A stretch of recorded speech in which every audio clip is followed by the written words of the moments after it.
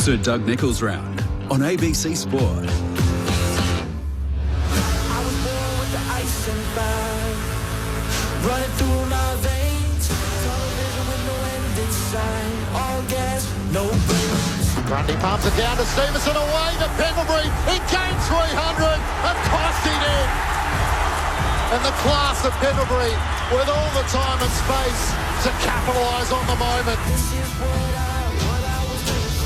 Oh, no, I was expecting to go between the 15 and 30 bracket around there, and to be called out number 5 was just awesome. Like, just felt so good, and yeah, got the call up from Eddie Maguire, which was good too. So yeah, it was good. What sort of football are we going to look at? Hopefully, I've been compared to D'Alessandro, so I don't know anything even half as good as he is, and I'd be very happy. Here comes the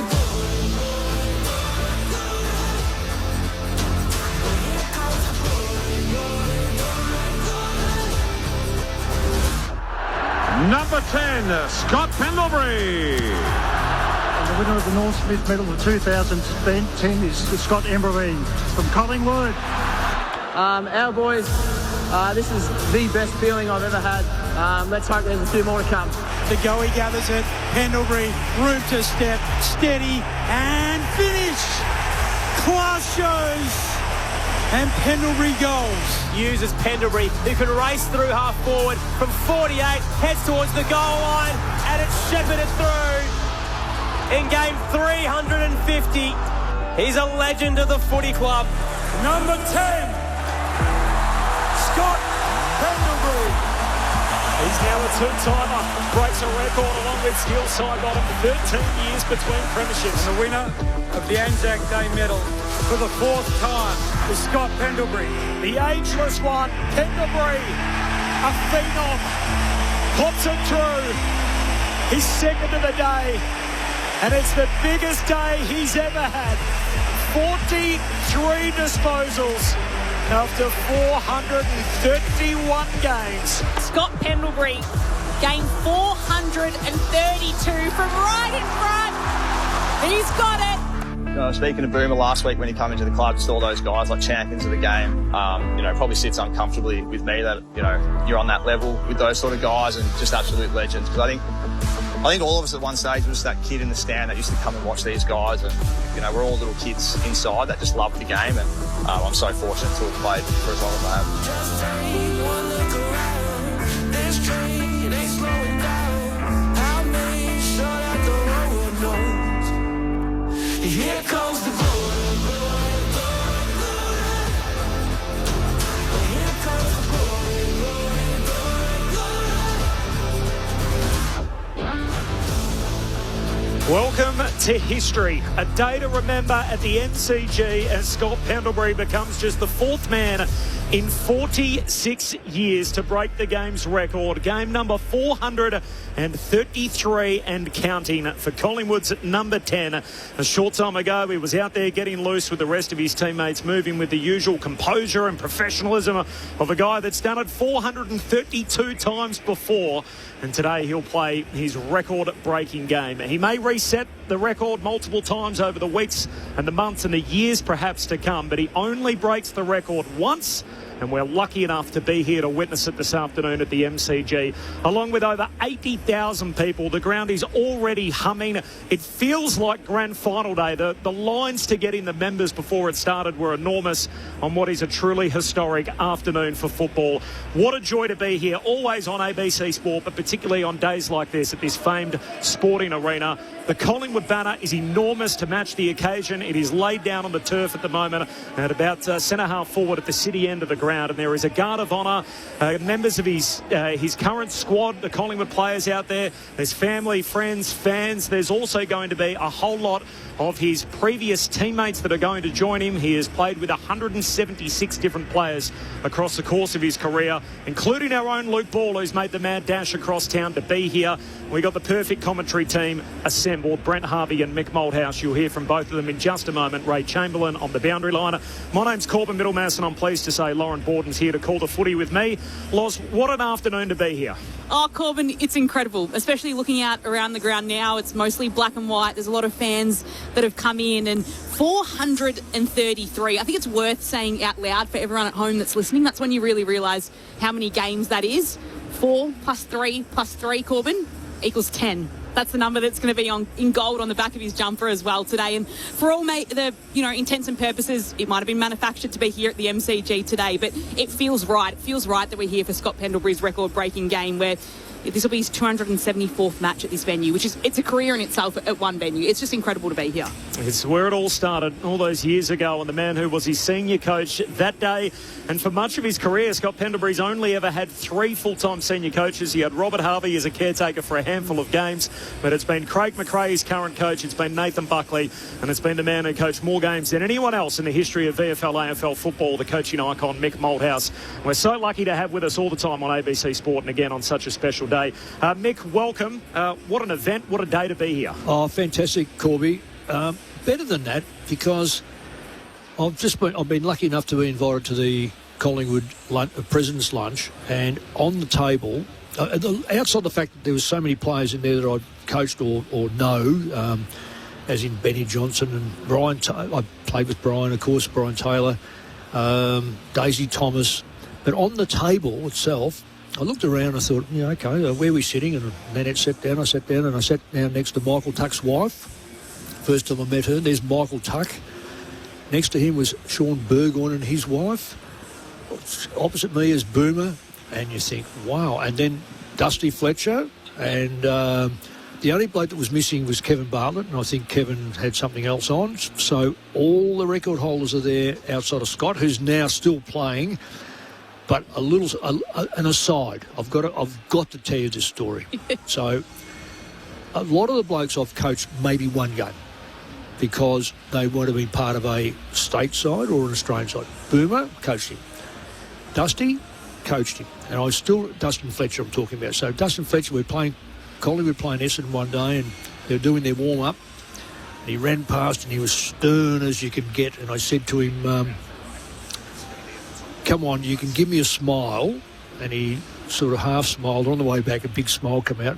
And tonight I said, oh, yeah, you're going, Dusty. Yeah, great. He said, I said, well, you would have been still have to play next year if you hadn't been suspended so many times. He said, you know what?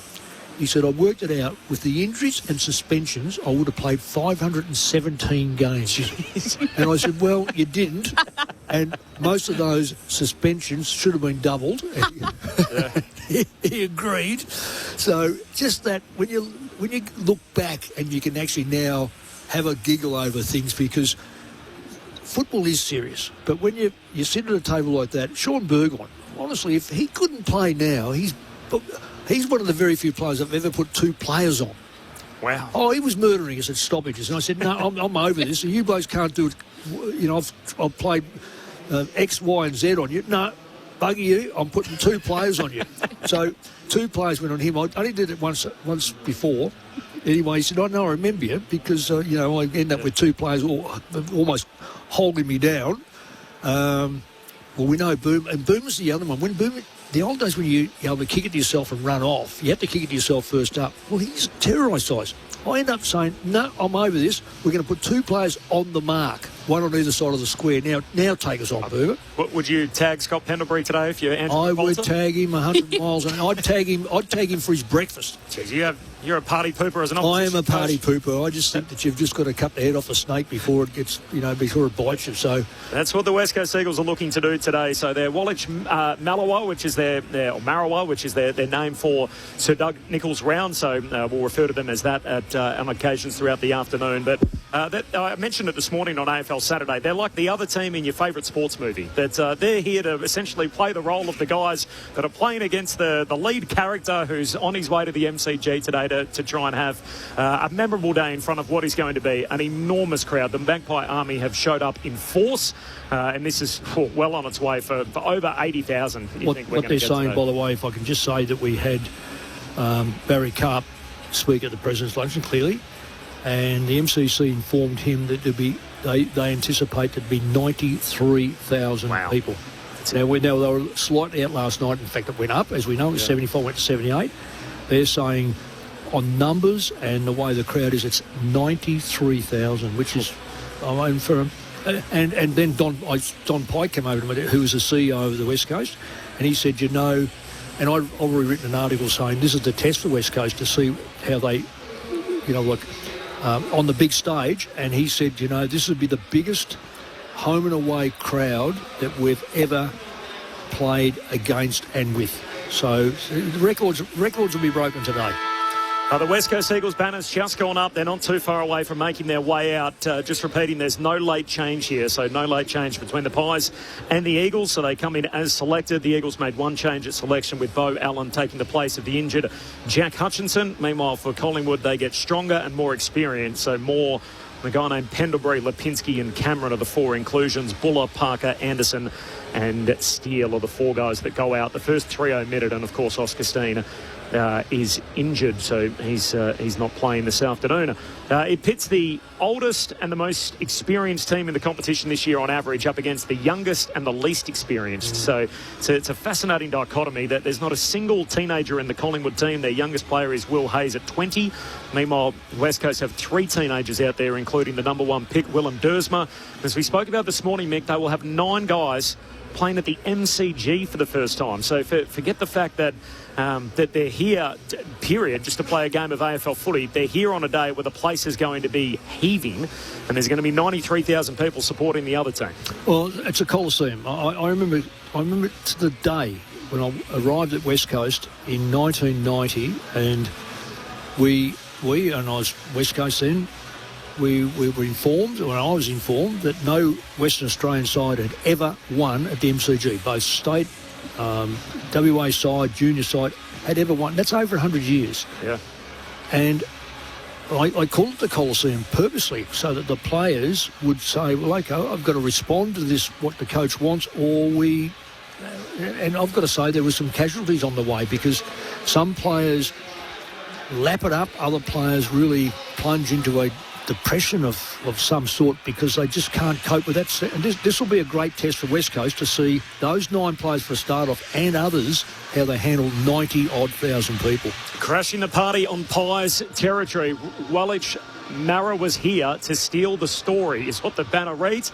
Not sure it rhymes the whole way through, but I'm here for it. They've got their Indigenous jumper on today, and Harley Reid runs out for the 50th time at AFL level, the number one pick from a few seasons back now, with the most famous number in the history of the club on his back, the number 9.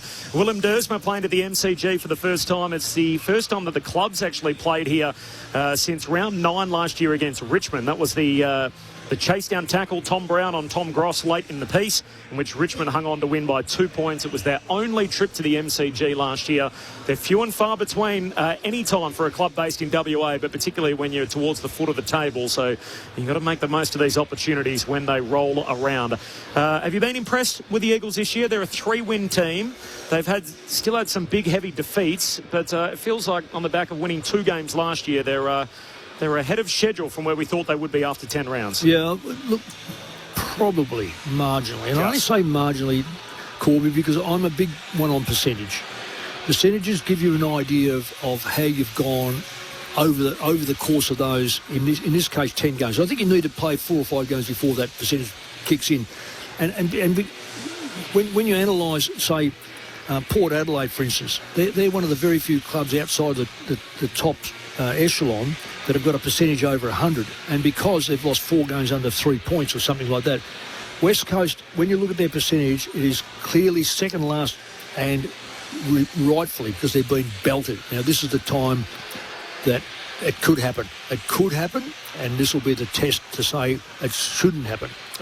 No late change ahead of Collingwood and the West Coast Eagles, which is our broadcast game in a few moments. While you're in the function, Mick, North Melbourne came from 43 down to beat the Gold Coast Suns by 6.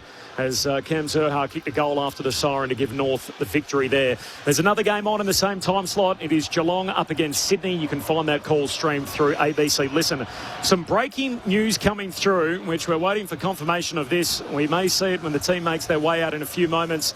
The Guard of Honour is not only stretching out to the 50-metre line, made up of friends and family and fans and his current squad members and teammates, but also his previous teammates, and that Guard of Honour runs all the way down the players' rail race. The big wide race at the change rooms closest to the goals at the Ponsford stand end of the ground. And then the 4 men that happen to be standing there, first ones to greet Scott Pendlebury. He's got the warm-up top on. He shakes hands with Dustin Fletcher, then Michael Tuck, and our man Brent Harvey, and then Sean Burgoyne as he is about to make his way out onto the ground for the 433rd time. Here come the Magpies. Incredibly, a walk that he's done so often, Scott Pendlebury, across the course of his career. His 227th game in front of a crowd of over 50,000. Notice he hasn't got the jumper on yet. Where they're down the race when they come out to play, I guess. There's the roar. And Scott Pendlebury walks over the white line, rips off the warm-up top with the gold number 10 on his back. His 2 kids in Darcy and Jax meet him at the top of the race. And Scott Pendlebury runs out onto the MCG for game number 433. He goes where no player has gone before in the history of the game. And the breaking news is that not just Scott Pendlebury has got the golden number 10, that all of his teammates are wearing golden numbers for the milestone game. So Collingwood with a special exemption to the jumper to make sure that all 23 members will be wearing golden numbers. As Pendlebury bursts through the banner for the 433rd time in his career. And the game's record holder is 15 minutes away from holding the record outright. Collingwood with no late change. And Scott Pendlebury, the ultimate conductor of the orchestra, out there again at AFL level. The 333rd time, would you believe, he's done it with steel side bottom alone. So played so much of his career with his great mate, the golden number 10, running out there at the moment and dapping it up with his teammates. What a moment in the history of the game. Yeah, well, when you just said steel side bottoms, we call him a young man. Today's football, it's still relatively young, particularly if you're getting around okay. And he's getting around still probably in the top 15 at the club. Scott Pendlebury himself would be in the top. I think he's rated number 20 in the competition. So I think you said that this morning in our show. So who's to say that Sidebottom could be next to break the 400? I don't think he'll go past Scott, but 400. No late change. We're about 15 minutes away from the start. Ray Chamberlain's down there on the boundary's edge. He's got a very special guest with him, Razor. G'day, Corb. Yeah, I'm very fortunate to have the previous game's record holder and all-time great bloke in Boomer Harvey. He'll be joining us today, obviously. Brent, talk us through. You've got a very unique perspective on this, mate. Give us your gut instincts. Oh, I have. What's the official time? When does it click over? Am I still the game record holder? As far as I'm concerned, mate, if the bounce hasn't gone down, you're still the game's record holder. Okay, so that's good. No, look, this is unbelievable. The Collingwood Football Club need to take some credit here. I know they get smashed by everybody that doesn't barrack for them, but they've just put on an unbelievable week or a fortnight for Scott, and it's thoroughly deserved, clearly. What it's done for me, Razor, is because I did this, you don't talk about it because it's you. So you don't, and the week is so consuming with everything. What I can say right now, because it's not me, it's Scott Pendlebury, what a bloody effort. And that's made me reflect on my career in the last week, probably more than I ever have in my whole career. I was talking to my daughter today, Boomer. It's so funny you say that. And she said, Dad, what does it mean or what does it represent? Which I thought was an intriguing question from a 16-year-old who couldn't care less about footy. Yeah. And I said, mate, it's excellence and endurance. Is that a fair statement? It certainly is. And the Collingwood president just spoke about that upstairs at the function, and he said exactly that. It's an endurance event, and you're the greatest at that. So it's a fantastic. The good part about it is he's still playing some good footy, isn't he? Mate, taking a look at you could still be playing some good footy. Corb, Mick, what have you got for Brent? Boomer, the day itself, so the record-breaking day, when you played, you had a custom jumper as well with 427 across the stripes of the Kangaroos jumper from memory. For someone that's done it so many times before, so he's got 432 games worth of muscle memory as to how to prepare, but it's not just any other game. It is a different day and a different game. How easy or difficult is it to compartmentalise and realise that, hey, there's a game of footy starting, tackle football, a brutal sport that starts in 15 minutes and all the rest of it's great, but I've got a job to do. Right, right now, he'll be as good as gold. This is muscle memory, Corbin. He'll be in his routine right now. I'm just watching him doing his midfield stuff. Right now, this is a good part because it is so time-consuming, even morning of, and he would have had some press he would have had to do of some sort this morning. The biggest thing, because it was so big, I was looking forward to running out with my children through the banner, getting that out of the way, and then the most important thing was putting my arms around my teammates and singing the song. Now, I know that's another couple of hours away, but right now, he will be in his zone. His footy zone that he's done 432 times, like he just mentioned. What's the most common question you've had, Boomer, in the last couple of weeks in the lead up to the milestone? Do you want me to go and run Scott Pendlebury over? and that's by about 85-year-old ladies at the supermarket. So I tried to stay out of the supermarket this week just because of those questions. But you know what? It's been good. I've spoken about it so much, but it's just an amazing effort. And you look around now, looking at the crowd. 97, I think they're going to have 95,000 or something like that here today, and again, very, very well deserved. I just hope that the Pies can do him justice and play like he has done for so many games. The 400 Club's so special. There's only 6 of you, and it's awesome the way that the league brings you all together as much as they can for photo opportunities, and to have you all there in one place is a special thing for the game. Do you look around at the other 5 and think we've all got something in common? I mean, we do it from afar, clearly, as media observers. What is it to you, do you think, that the 6 of you have as a shared trait? Well, I'll tell you what we are sharing, and that's 21 premierships. Wow. And I'm really happy with that because I only won 1. So I'll take the other 20. I think Tucky might have 7 of them, by the way. Look, I think, and this question is been silly before, but this is the question that probably pops up the most. What's the common theme between us? There's clearly luck. But I'm tipping, and not so much maybe KB, because he used to eat fish and chips the night before a game, and Cabe and Tucky. But Scott obviously prepares really well. I thought I prepared as good as anyone, and I know Fletch, even though you don't think that, he did prepare super well. You need a little bit of luck. You need a lot of finals, clearly. And, you know, I don't know, maybe the luck comes with some family genes as well. Boomer, just on that finals, I was intrigued, and I've still to find out the exact number. How many finals did you play? And I'm going to ask the same thing about Scott Pendlebury. I think someone said about 40 with Scott Pendlebury. Yeah, I think 31 and 5 grand finals. Oh, okay. So how many finals did you play, Boomer? Mick, you might have to wait 15 minutes till I get back up there and I Google it, because I actually don't know. I apologise for that. That's a stat I probably should know. So is it 10, 15? No, I'd be pretty close to 20, I would have thought. Yeah. When I first got to the footy club, we played in 7 prelims in a row. So it's about a lot of footy. Yeah, so it's about a season. Yeah, and it would be a season. So I reckon if you put that onto, say, Dustin Fletcher would be around about a season of finals. He won 2 flags. So Burgoyne certainly, both Hawthorn and Port, a lot of finals. Yep. You're a lot of finals. Scotty, we know, is a lot of finals. So if I was to say what was the most important or the best game you, not that you played the best football, but the best game you played in, tell me. The best game that it's an easy one. I won a premiership in 99, right, and we lost it in 98. I never thought I'd get a chance to win one, and I was only young. I was only 20 in 98, 21 in 99, but I was so lucky to win a premiership. And halfway through that last quarter, I was thrilled that we were going to win that game. So that's easily the most memorable game. Are you tossing the coin, Boomer? I am. Not too many people know that, but I am, mate. So we'll do that in a couple of minutes, I think. So it'll be a beautiful moment and a nice handing of the baton, I'm sure, from one games record holder to the next. And I look forward to getting up there with you boys. Heads or tails, Boomer?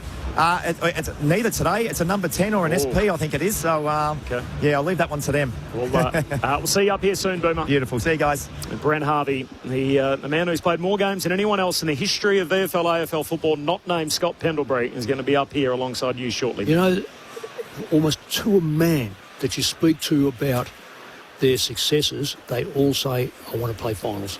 And if I'm playing finals, I want to win a premiership. So it's been perfect. He answers the question. That's the most important game of his life. It's amazing. That's what they've all got in common. The 6 that have played the 400 games. Let's kick it down to Uncle Colin Hunter for the Welcome to Country. I'd like to start by acknowledging that this afternoon we are meeting on the lands of my ancestors, the Wurundjeri people. And I'd like to take this opportunity to pay my respects to my elders, both past, present and emerging, elders from all nations. But I particularly want to pay my respects to everyone gathered here this afternoon. but always like to acknowledge the Aboriginal and Torres Strait Islander people joining us. I'd like to acknowledge and pay my respects to them also. But today I've got a couple of special acknowledgements. I want to acknowledge Uncle Doug Nichols and his family and pay my respects to them. But also I want to acknowledge and congratulate Scott Pendlebury on breaking the AFL Games record today. Woomajeka welcome. Warrangeri Balik, Yimikundi Bik. The Wurundjeri people welcome everyone to land today. Warrangeri no, Bunambor War, Kondi Nagnak Duban Bik Bolik Bor Tilikan. The Wurundjeri people want to look after and protect the land as they did long before. Warrangeri country extends from the inner city of Melbourne. It goes across the mountain to the Great Dividing Range, west to the Werribee River, south to the Mordialloc Creek and east to Mount Borbor. And the Wurundjeri people are part of the Kulin Nation of the Walrong language group. And while you're on Wurundjeri country, you're welcome to the traditional lands and the waterways of the Wurundjeri people. So Woomajeka, welcome, enjoy the game. Thank you.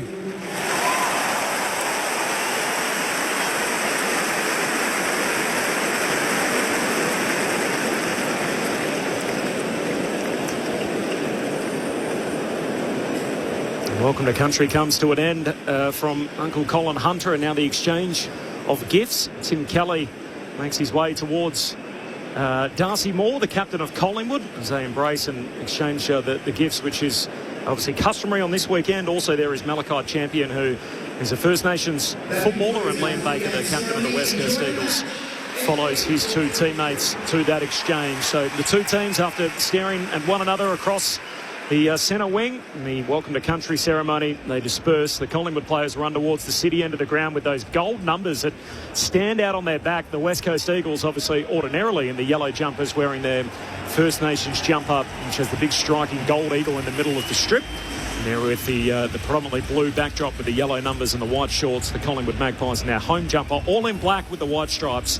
And then it's not yellow numbering, is it, Loz? It's proper gold. It is real gold. It looks very striking when you see a bunch of them wearing those colours. And I quite like it. If maybe Scott Pendlebury didn't feel comfortable with the 10 on his jumper by himself being in gold, I quite like that the whole team's got it on there. And I think that's a jumper that every teammate standing alongside Scott Pendlebury in game 433 will be hanging on to.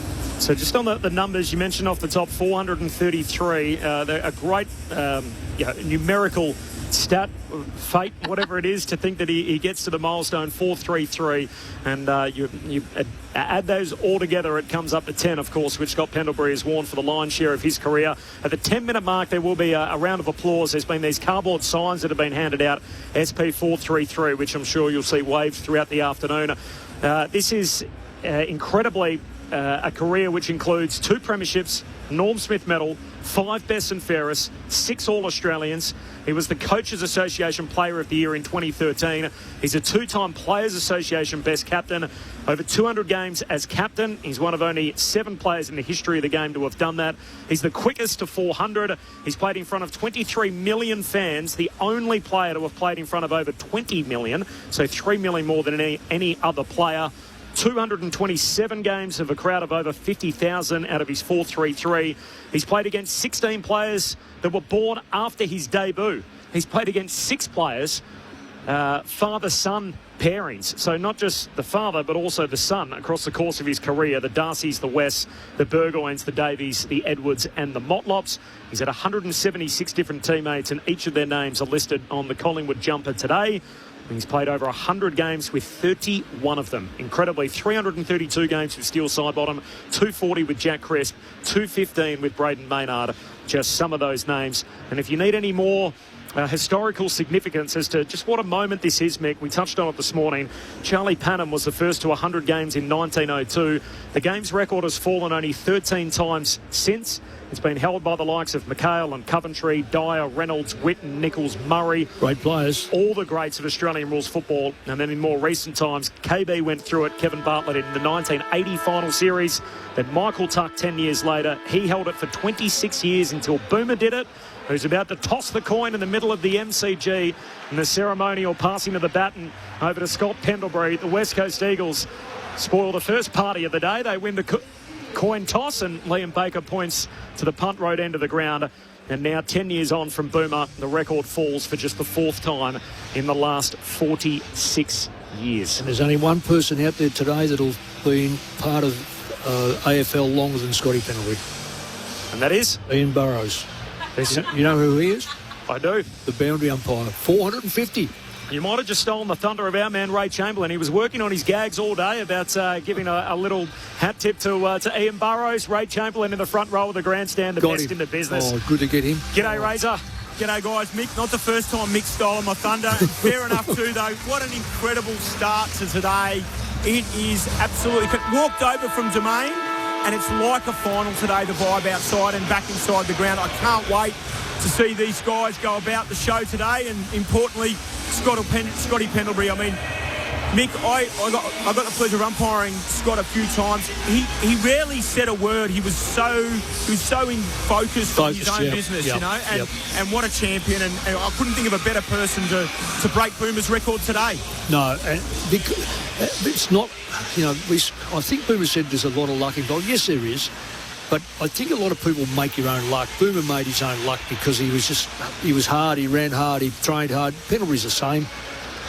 It's interesting, Kelly, I don't know whether Kelly's going to him or he will lean on Kelly. It's interesting about Kelly. Kelly is the leading inside 50s, I think, and he hasn't played every game. We're ready to go. Collingwood and the West Coast Eagles on a Saturday afternoon in round 11, but it's much more than that. Scott Pendlebury goes where no player has gone before. Game 4-3-3. History has a new benchmark on ABC Sport. You're with Lauren Borden. Oh, that was a good bit of play there. You can just see Williams ruck beautifully, hit it straight to Reid, I think, and then he was grabbed, anticipated. So with the ball up, Pendlebury's officially played more games than anyone else. It's a West Coast clearance, though, by a Reid across to Marrick, who kicks it out to left half forward. Cole will mark for the Eagles. Pumps it inside forward 50 to the top of the goal square. Will almost be taken by Bailey Williams. He drops it at the final second. Yo's in there, can weave around three Collingwood defenders. Just skies the footy. It'll land in a hot spot inside forward 50 for the Eagles. Champion will have a go at it. Tries to barge through all the Collingwood players with gold on the back of their number. He can't. And it's a free kick to the Pies, and to Dan Houston, who in all of that is playing his 200th game. Well, shout out to him. It's certainly a milestone that's in the shade somewhat. Gives it to Nick Dacos. Kicks out to half-back. Quaynor links up with Degoe. Pokes his kick down the wing. It's intercepted, and Duggan picks it off for the Eagles. Goes laterally to Willem Dersma. His first game on the MCG today. One of 9 Eagles doing that. Goes short to Kelly. Well, he's a good player, Dersma. He's going to be a really good player. Overcast skies, floodlights on, yellow Sharon out. Kelly goes long, straight down the pipe, offhand, spills out the back of the pack. Elliott Yeo kicks the first goal of the game. And the West Coast Eagles, it took them just a minute and a half, and they're on the board first. And it's a guy that's haunted the Magpies in the past. The Eagles' best and fairest winner from 2018. And Elliott Yeo kicks the first of the day. Wallich Marawa. The West Coast Eagles, 1 straight 6. They lead Collingwood yet to score. Mick Malthouse soon to be joined by Brent Harvey. Saturday footy on ABC Sport. Well, Collingwood will not like what they've just seen. There was 4 Eagle players from 10 metre square out to the goal line and not one Collingwood player. They all got drawn into that ball. They only needed probably Howe and I would say Darcy Moore. The others should have stayed down. They were very eager to get up in the air, but they paid a penalty, real penalty. So the Eagles strike first, early stages of this match. It's tossed back up in the middle. Darcy Cameron takes it for the Pies. Hand pass to Nick Dacos, who's streaming all the way to centre half forward.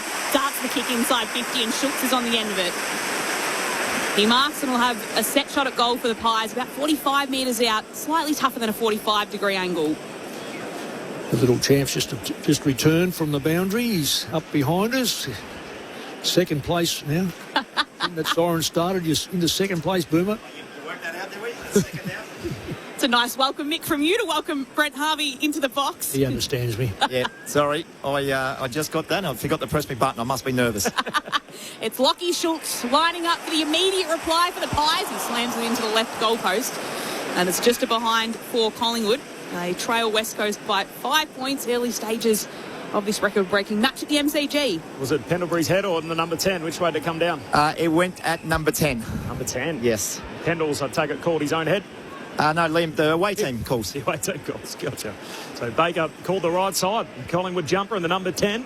The Eagles have got the first goal too as Tim Kelly's hand pass picked off on the wing. Cameron for Collingwood. Handball away to Crisp and then to Pendlebury. His first touch, a handball inside to Josh Dacos. Gives it away to Crisp. Crisp kicks straight down the pipe to full forward. Punched away from the Collingwood would-be target. Spills to Marrick. Tackled by Nick Dacos. Got it out to Jimby.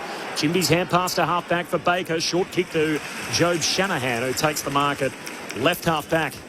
He's got it here for the West Coast Eagles. So a 5-point lead for the visitors. We're 4 minutes in. First goal from Elliot Yeo. As Shanahan just dabs it forward towards Marrick. Going to be a good player, Shanahan. He's going to be a genuinely good, one of those young forwards that's got terrific mobility. Signed on to 2028, Jobe Shanahan with the Eagles out of Moama. Yeah, I know where they'd like to have him. It's Marrick. Up to 38 because he's a serious player. Marrick shares it across to Davis, who kicks it to Young, and he'll flare it all the way out to the great southern stand side of the ground. Duggan takes it. Just a short 15-metre kick to Baker, who marks. Had Houston hot on his tails, but can hold on to the mark. And then put the kick inside forward 50, more front position, bashes it away in his return game. Gets it close to the boundary line. Davis will pick it up for the Eagles. Hand pass to Murdoch. Hand pass across to Reid. Pendlebury knocks Reid over the boundary line. The ball goes over it. There'll be a throw-in, and there's a little bit of a push and shove as well on the outer side of the ground. And some cheers from that great southern stand for Scott Pendlebury. Saturday footy on ABC Sport. Boundary throw-in. Trying to grab it out of the ruck. Williams slips through his hands, taken by Crisp. He's upended in the tackle, holding the ball. Yeah, good tackles by the Eagles. They're right on the Eagles. Collingwood will get up to play some really good football early to quell this enthusiasm. There's a good run. Free kick for Champion, the tackler. He kicks to full forward for West Coast. They come from all directions. Big fly at the back from Shanahan. Pack forms at the feet of all of them. And in the end, the umpire says, I'll have it. A ball up. Ray Chamberlain on the boundary. You know, you quite rightfully called Scott Pendlebury's first well-weighted handball. His first involvement was a big don't argue from Harley Reid. No love lost there. They're going straight after the champ. Thanks, Ray. Toss back in, deep inside forward 50 for West Coast. Cole's brought to ground, holding the footy. Free kick to Collingwood in defensive 50. Oh, he's stiff. And Howe has absolutely ripped him down to the turf as well. He was really, I don't know, that's an ordinary free kick that. He just took possession and then got grabbed. I hardly think that's a free kick. Just scanning the ground, Mick, doesn't look like there's too many run with rolls, and Dacos playing more forward than mid at the minute. Well, that's where what they do is make a five-man forward line by bringing him up the ground, and his back one player plays off him, so he doesn't really attract anyone unless they're prepared for a midfielder to drop back on him, which then frees up another midfielder boomer. Steel kick to the wing, intercepted by Bailey Williams, will put West Coast back inside forward 50. Shallow entry, picked up by Quaynor, shares it with Steele. Back out to Frampton, hand passes close to the boundary line. He'll be able to kick it right down the wing. He's looking for McStay, couldn't take the mark. Jimby was hot on him. Picks up the footy, little chip kick ball, will be a direct turnover. Crisp has it. It's West Coast ahead by 5 points, early stages at the G. Lifts a handball away to Lipinski, one of the 4 inclusions for Collingwood. Heads down to half forward. Elliott thought about flying. Spills out the back to Duggan. Elliott tackles him, taken to ground. Says, I'll have it. Umpires Nichols, Adair, Roger, McGuinness. As we've touched on, our man Ian Burrows running the boundary for the 450th time. From the boundary throw-in. De Gully at the coalface, can't trap it, spills out of play. Just repeating earlier today too, York Kangas boomer came from 43 down in the second term to win by 6 after the siren. It's a big win, isn't it? That's huge. Points. That's 7 goals. Darwin, 2 games in Darwin. Yeah, must have zapped it is. There's no question about that. It's sacrifice winning. Ball flung in inside forward 50 for the Pies. Tapped down Cameron. Just gets a little soccer towards Pendlebury. Hand pass out towards Nick Dacos. Hand pass to Lipinski. Close to the boundary line. Threads it off a step. What a way to open the account for Collingwood this afternoon. In Scott Pendlebury's 433rd game, he plays a part in that chain that leads to the Pies' first goal of the afternoon. And they take the lead against the Eagles. The Pies won 1-7, the Eagles won straight 6. Just 7 minutes played in the opening term at the MCG. Just a goal from nothing, really, Mick. Yeah, it was. Just a couple of quick hands and a missed tackle there by one of the West Coast boys, and It was a nice finish, though. Lipinski right on the boundary, right foot on the boundary. And when you kick around your body like that, Mick, the ball often tries to find its shape back. Yes, it does. So it sort of can make it swing, and he clearly has practiced that. Only players that have practiced it, Boomer. Yes. You're one that could have practiced that. But that's right. Sometimes it does fade back. Torpedoes are the same. Yeah, they find their line, their natural line. Do. Yeah. Torpedoes, you hit a torpedo through the middle, it'll quite often swing and come back at you. So, some really good players that can know how to torp it. Dacos back in the middle now.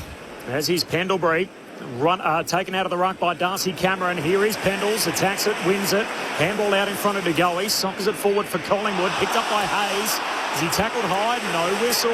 Says keep rolling. Late whistle. Now the high tackle paid. Come from the other umpire.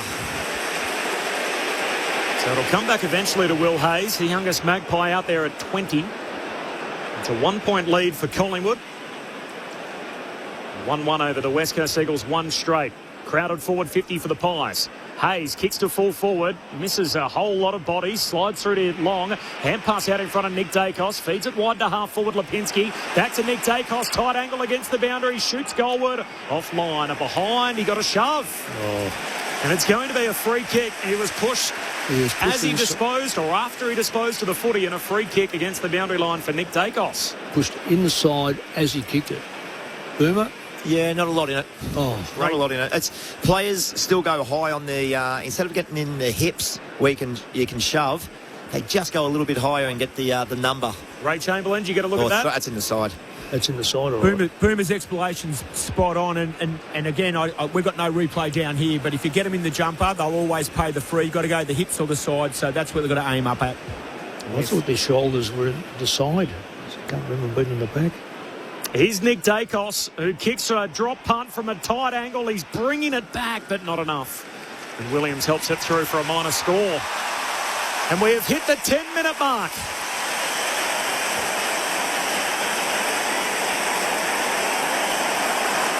And the SP 4-3-3 banners are waved overhead, which is an incredible spectacle with over 93,000 in the house. The umpires actually stopped the game. Congratulations, Scott Pendlebury. It does look good, doesn't it? Record breaker, 4-3-3, and he waves overhead to acknowledge the applause and then says, all right, let's get on with the game. It did look good. That actually looked really good. Tom McCarthy just standing there with the kick in for West Coast, waiting to be given the all clear to kick it back in, and West Coast can work it to centre wing. It's picked up by Harley Reid, hand pass across to Shanahan. He tries to fire one off to Hoff, dispossessed the footy, back to Shanahan. Hand pass to Kelly, still in the hands of the Eagles. He tries to dab this one short to the top of the 50. Howe can intercept. Hand pass to Frampton, hand pass across to Maynard. And it will be Collingwood who are able to exit defensive 50.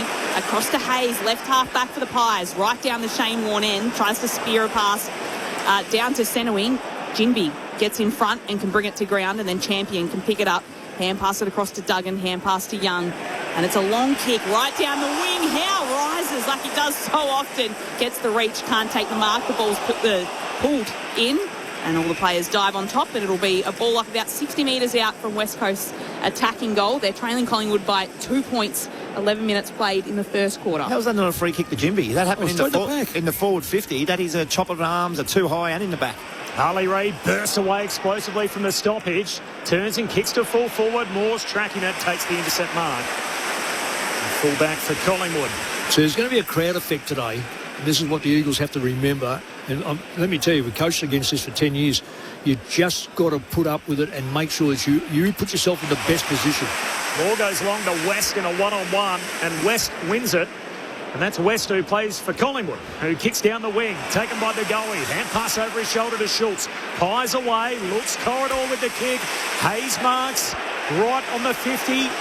Will Hayes kicks inside the attacking arc. Side bottoms down there, as is McStay. Clean bowls everybody. Jimby scoops it up, gives it to Davis, back to Jimby. Slick hands into the defensive goal square for Lindsay. Goes short to Duggan. Gee, he can play. Jimby can play. He's composed. He's tough. The kick out comes down the line. Lipinski gets in front and tries to punch it away from Dersma. He recovers, can pick up the footy, take it. And spear a pass across to Baker, just 15 metres ahead of him. Dersma gets the hand pass back, then takes two bounces as he's running down the wing on the broadcast side of the ground. Kicks inside forward 50. It'll be a chopping of the arms. Free kick for West Coast. Play on anyway. Hoff runs into an open goal and gets it. They had the free kick. took the advantage and get the right result. It's West Coast's second goal on the board this afternoon. They take back the lead. 2 straight 12, the Eagles. Collingwood 1-2-8, 13 minutes played in the opening term. That's the Eagles ahead by 4 points before the thoughts of our experts, Mick Moldhouse and Brent Harvey. Ray Chamberlain on the boundary. Well, we are on Scott Pendlebury watch, and we know that he comes off once a quarter as a general rule, and he's just made his way to the boundary now, and he's sitting there with his captain. Nothing untoward or unusual about that, just standard interchange rotations. Has he changed the jumper, Ray? Not to this point. Okay. That was a brilliant bit of play by West Coast. And I don't know about you, Boomer, but when you're going to play on like that and you're running an open goal, you want to put it on the ground. I'd be only putting it on the ground with a metre out. Well, he was at the top of the goal square and he nearly missed it, Mick. Well, they almost hit the post. I know. I just don't get all of a sudden. You know, I've seen games won and lost because of these. Eagles out of the middle. Yo shakes one tackle. Caught the second time. Allen got him. That's Ed Allen for Collingwood. Holding the ball. De Goey took the body. In the end, the Eagles take the footy. Hand pass back into the pack. Taken away by Kelly. Oh, he got it out. Out to Williams. Williams to Murdoch. Murdoch goes darting away. Big fend off, but he's running the wrong way. West Coast still with possession. Short kick to Yo. And marks on the logo out on that southern side. He's got a man free all alone at half forward. Hits him up with a spearing kick. Yeah, Maynard's direct opponent. He pressed when he probably shouldn't have pressed there. I know that. The West Coast player made it look like he was going wide, so he did press for that reason. Now Harvey Johnston is back in the slow play. Kicks to full forward and an easy intercept mark for Houston. Yeah, good coordination by the Pies there. They just one just locked into the forward where he couldn't get a run at it. You practice that at training. That is a very good drill and a very good result for Collingwood. The Eagles has Wallich Marawa during Sir Doug Nicholls' round. They lead by 4 points. They've kicked two of the first 3 goals as Cameron goes short to Quaynor. We've had all the pomp and ceremony for Scott Pendlebury, an incredible guard of honour which stretched all the way to outside Collingwood's rooms. As the Pies try and switch dangerously, Frampton hits up side bottom. The other bit of news is every Collingwood player has a gold number. And it's Howe that launches this one right down to centre wing. McCreery gets a little space on his opponent and can mark. And then finds some space ahead of him, takes a bounce, will dug this one right to the top of the 50. Elliott marks just outside the arc, then can spear a pass inside forward 50 to go. He's on the lead, had to backtrack a little, but clunks the mark. When your transition is that quick, your backline are not working in coordination with your midfield. Your back players generally drop off a half a yard and your mids are then caught out. So if those mids had to push forward, I reckon the backs could have come up on those Collingwood players, and that's what you get. De Goey from 48 metres out, kicks towards goal, and it's offline to the right-hand side. Just a minor score for the Pies. They just did it easy, Mick, didn't they? They dropped the eyes, they lowered the eyes, and they had players hitting up. And when you face the game and put speed on the ball, not through your legs, just through kicking the ball, it's quick. Yeah, it is. But you've got to occupy that corridor. And the Eagles players, I thought were really lazy in pushing back into that, say, 35 to 40 metres out. Eagles by 3, 16 minutes in. Davis on the back flank, long kick down the line, and Howe gets up and punches it away. About 20 rows back into the Shane Warne stand, so we'll have a boundary throw-in out on that outer wing. About as big as a kick, wasn't it? Yeah. It was huge. Not many seats vacant either. This is a big crowd. Quarter time at Cardinia Park, Sydney by 4 points. So the Swans up against the Cats. If you want to listen to that game, you can find it streamed through ABC Listen. And earlier today, North Melbourne from 43 down beat the Gold Coast Suns by 6. A goal after the siren to Cam Zerha. For the boundary throw-in, Murdoch got a handball away towards Bo Allen. Trickles a kick forward for the Eagles. Harley Reid knocks it back inboard. Intercepted. The Pies take it away. Josh Dacos kicks to Elliott. He doesn't need much of a look, Jamie Elliott, and so strong overhead for a little man. Marks at centre half forward. I'm not sure who the West Coast player is. I'm just trying to...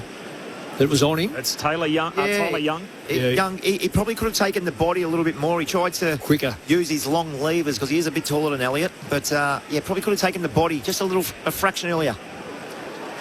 The gold number 10 trots back on. Pendlebury back into the game after his rest. Elliott on his way in, but wayward. It's a couple of misses now. De Goey and Elliott. 1-4 Collingwood. West Coast 2 straight. 18 minutes in. The visitors by 2 points. Lindsay brings it in with a little chip to McCarthy. Holding in the right back pocket for the Eagles. Kicks outside of defensive 50. It'll work for Davis, who marks, and hand passes it back to Lindsay. He's having an excellent season with the Eagles. Hand passes it back to Davis. He wants to kick right down to centre wing, where the ball will fall into dispute. Murdoch wins it for the Eagles. Hand passes it out, and they'll be able to move it forward here through Bazzo, who can put the kick right to centre half forward. The mark will be taken, and it's Shanahan with it for the Eagles. He's about 65 metres out from goal. In the end, he'll just pop it up to a hot spot and hope for a mark to come from his teammates. Yo didn't have the numbers around him to support. Pendlebury got a little touch in to bring it to ground. Yo goes in after it, can't pull it in from himself. Houston will. Hand pass to Lipinski. Hand pass to Allen of the Pies, who hand passes it out to Quaynor. And they can move it down the outer wing here. As Steele puts it right down the line. It'll be a turnover, though. Jimby's been patrolling all afternoon. He takes it for the Eagles. Immediately goes back and across to Tom McCarthy. Number 1 pick in last year's mid-season draft. This year's edition on Tuesday night. And switches on. Young comes wide to Hacksaw Liam Duggan, who kicks down to half forward, finds Waterman. Who marks, looks inside the forward 50. Yo hitting up out of the goal square. No mark, no free. Ball slides through to Frampton, and he can pump it back the other way for Collingwood. Kicks to McCreary. They got the numbers advantage to the Pies. Ball hits the deck. Passing without it. Dersma sits up for McCreary. Collingwood on the wing. Handball to Crisp. He's tackled. Coughs it up. Dersma back the other way for the Eagles. He pumps it down to left half forward. It'll bounce into some space. Yo can take it. He gets taken in a strong tackle by Frampton. Brought to ground. Yeah, holding the footy. Yeah, it's a very good decision, because it could have been construed as he had no time, but he had time all right. In fact, he was going to see if he can balk him. Just didn't. The legs wouldn't work for him. Frampton wins it for the Pies. He'll put it right down the line as Nick Dacos takes the mark running in from the interchange bench. But it is a West Coast free kick in that contest. It'll be Brett Bazzo to take it. Right in front of the Collingwood interchange bench. He'll dump it the way it came. Frampton, again, is part of the pack. He taps it down, but he can only get it as far as Bo Allen. He'll kick towards the top of the goal square, punch through. Quaynor's there to send it through for a minor score, which is the Eagles' first blemish of this afternoon. Their lead back out to 3 points. 20 minutes gone in the first term. Andrew McQualter coaching from the bench. Oh, Maynard hooks the kick wildly from the kick out, but finds Houston, his intended target on the boundary line. Half back for Collingwood. Hand pass away to McCreary. Off he trots. Eagles by 3. Time on now in this opening term. 2 bounces from McCreary. Kicks outside of the right boot to Long. Timmick stay right there with him, who's now pressing inside the attacking 50. Long puts it a little deeper. Jimmy's in the hole, and as Loz called, that's what he's been doing.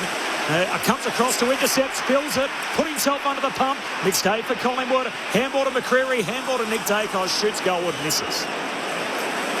Well, Jimby, that was a sitter that he dropped there and just put the Eagles back under the pump, hence why Collingwood boys and Nick Dacos had a shot on goal. It's an easy mark. He did, but he's been in. Oh, he's been fantastic. Because he's a forward come midfielder. That's his first blemish of the day. Converted to the back line. He's been very, very impressive. 7 touches. Yeah. 2-1 to 1-5. So 1-5 Collingwood. Dacos has missed twice. The Eagles by 2 points. Time on opening term Saturday footy on ABC Sport. Cole launches the footy right down the wing. Mark can't be taken by Jack Williams. It'll be stolen by Crisp. Hand pass to Ed Allen, who shares it back with Crisp. He's taken in the tackle. Just gets a hand pass away. It's stopped by Young. Hand passes it to Davis. Back in the hands of the Eagles. Across to Jack Williams. Gets tackled by Howe. Still gets a hand pass away to Davis. Hand pass across to Dersma. He'll kick to left half forward for the Eagles, where Moore's sitting for the Pies. That's good play again by Maynard. Just taking his opponent off the ball so his teammate can mark the footy. Intercepts and then kicks inboard to DeGoey. Marks and chips it down to Nick Dacos. They're standing just backwards of centre wing and wants to retreat to Frampton. He'll move it through the centre of the MCG now by chipping it to DeGoey, who spins around in a full 360 and then hand passes to Frampton, who runs to his right. And this time, Billy Frampton will propel it right to the top of the 50. No mark can be taken. Long will bring it to ground. Hand pass it to McCreary. Hand pass it to Elliott. Wipes off his hands. And we'll go over the boundary line for a throw-in. So Collingwood get that ball through the middle of the ground because Nick Dacos runs hard and attracts 2 players. Yep.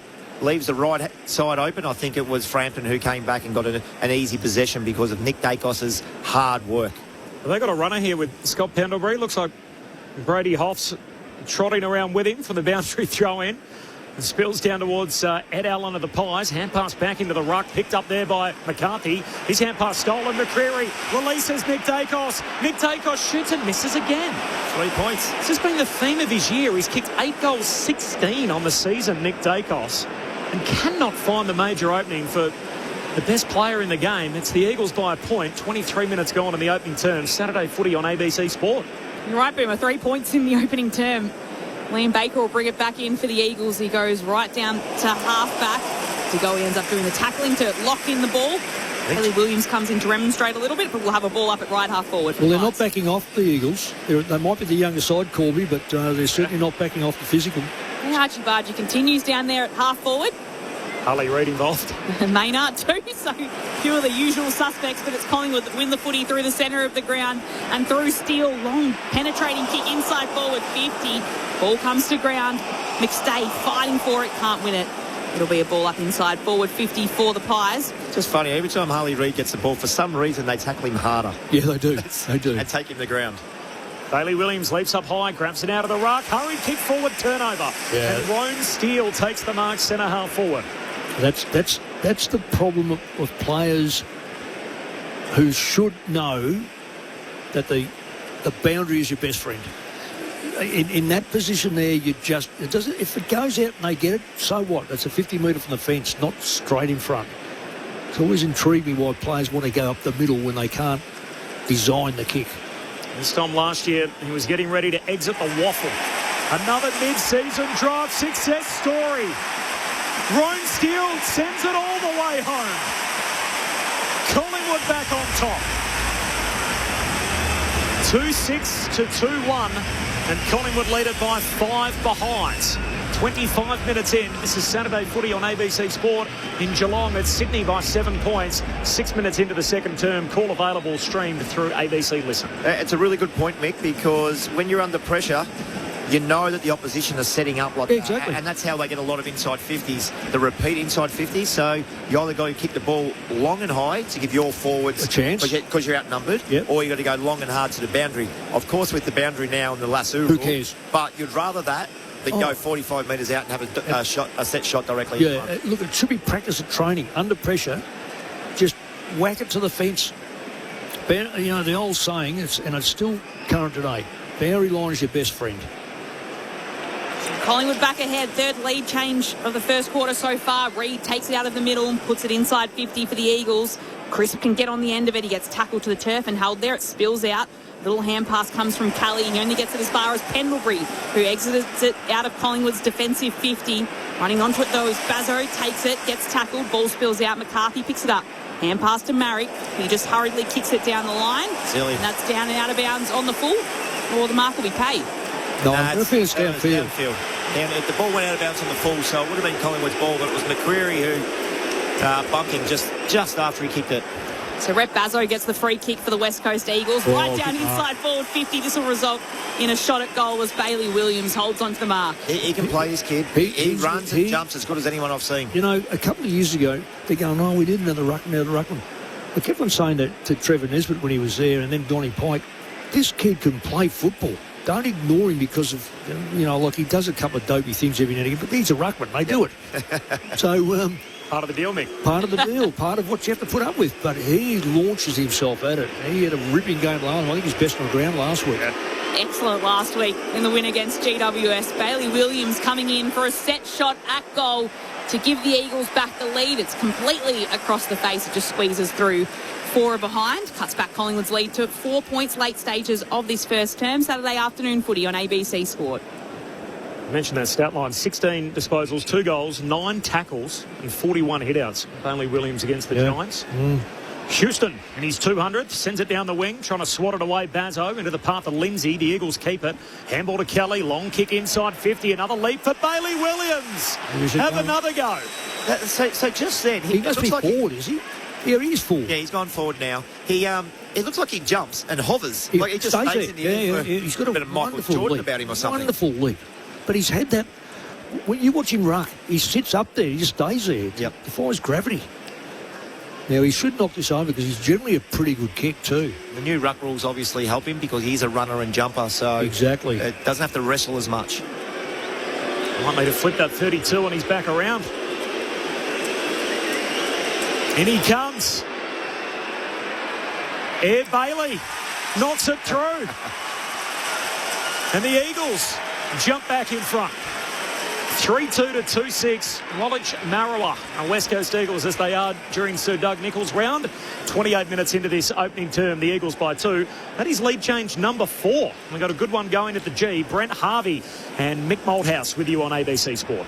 It's a good start, Mick, for two reasons. When you come interstate, or when we used to play interstate, the start was crucial. Yep. If you let the home team get on top of you, the crowd gets involved, and we already know that there's 95 or 97,000 people here, and I reckon there's 96,999 are Collingwood supporters. So you've got to silence them. They're doing really well. It's only 2 points, but they're still not in front of the Pies. So West Coast take back the lead late in this opening term. It'll just bounce, and I reckon that'll be the quarter. Floodlights on at the MCG as Bailey Williams gets the tap out and the siren sounds to mark the end of the first term between the Pies and the Eagles at the MCG. Scott Pendlebury officially owns the record now as outright games record holder in the AFL after playing that term and getting on the path. But it is West Coast with a 2-point lead at quarter time. 3-2-20 playing Collingwood, 2-6-18. As Corb said, the four lead changes across that opening term. The goal kickers so far for the Eagles, Elliot Yeo, Brady Hoff and Bailey Williams each with singles, and on the Collingwood side of things, Pat Lipinski and Roan Steele with the goals for the Pies, with the Eagles ahead by 2 points at quarter time. And Pendlebury with the 4 disposals, 1 kick, 3 hand passes in that opening term. Bang bodies with Harley Reid at 1 point, which was a little highlight, and the scuffle that broke out following that. Dan off the SMS says, I feel sorry for Boomer. He missed a Kangaroos win for the ages just to watch a game where his record's broken. Yeah, it's not ideal, is it? So fill me in, Corbin. Cam Zurha kicked a goal after, so it was a draw. They were 6 points down with a minute to go. First, they had the goal to tie the game, and then the ball goes back to the middle. Gold Coast got the centre clearance, about 50 seconds left. Turnover, half back, zoom, zip, one end of the ground to the other. Zurha marks 15 out straight in front. Takes the last 30 seconds off the clock. Horn goes, knocks through the goal after the siren. Easy as that. 43 points down and a 8-goal swing in the game. So the Darwin thing, I mean, and you're big on this, Mick, because I've heard you speak about it before. They play back-to-back games in Darwin. You're 43 points up against does not help North Melbourne, and then they come back and win. So it's an interesting topic of conversation, I would say. Well, given how if you're 43 points in front and it gradually goes down, your legs are not working the way your brain wants. You're starting to feel the pinch, and the more you feel the pinch, the more your brain's telling you you're tired. Yep. Then there's great data around it. So they're 1-3 in the first month coming back from Darwin. So 1 win out of 4. Yep.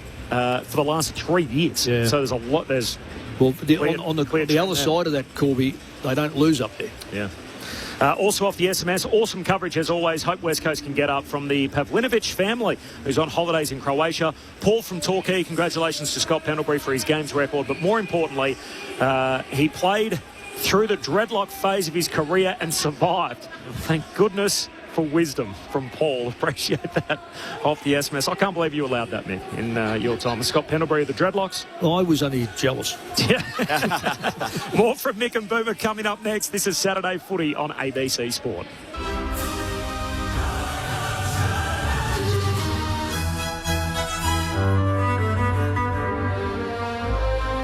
Vote now by searching ABC Classic 100, greatest of all time. On ABC Local Radio, Sport Digital, and on ABC Listen. This is Sir Doug Nicholls Round with ABC Sport. And Scott Pendlebury walks over the white line, rips off the warm-up top with the gold number 10 on his back. And Scott Pendlebury runs out onto the MCG for game number 433. Overcast skies, floodlights on, yellow Sharon out. Kelly goes long, straight down the pipe, offhand, spills out the back of the pack. Elliot Yeo kicks the first goal of the game. Ball flung in inside forward 50 for the Pies. Tap down Cameron. Just gets a little soccer towards Pendlebury. Hand pass out towards Nick Dacos. Hand pass to Lipinski. Close to the boundary line.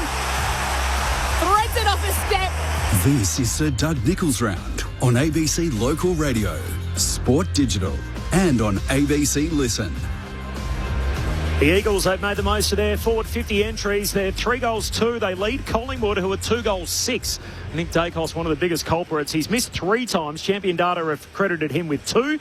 The other one was touched on the line and knocked through. So if you technically want to say it's a rush behind it, it was a missed shot off Nick Dacos's boot. Geelong have come out breathing fire in the second term, halfway through the second quarter in Geelong, and the Cats now lead by 12 points over Sydney, having trailed that game at quarter time. So call available of that through ABC Listen. It's a huge day of sport, obviously, here on ABC Sport, as always, available streamed through ABC Listen. Scott Pendlebury's record-breaking game. The man who's played more games than everybody else on planet Earth, not named Scott Pendlebury, Brent Harvey, is here with us, as is the coaching games record holder, Mick Malthouse. It's quarter time at the G. The Eagles by 2. It was a good start, Mick. It's actually a really good game. Collingwood had some really good passages, and we spoke about mark, kick, and they did that on a number of occasions. And then and we also spoke about the run that Nick Dacos gives them. And on a couple of occasions, he didn't get the football, but he's so good that the opposition just gets attracted to him, and then other players can come into the game. But I've liked what West Coast have done. Bailey Williams looked sensational going forward just then. What they're doing for me, Mick, that's working, they're getting the ball from inside the contest to outside the contest. So think of a bullseye. You're in there.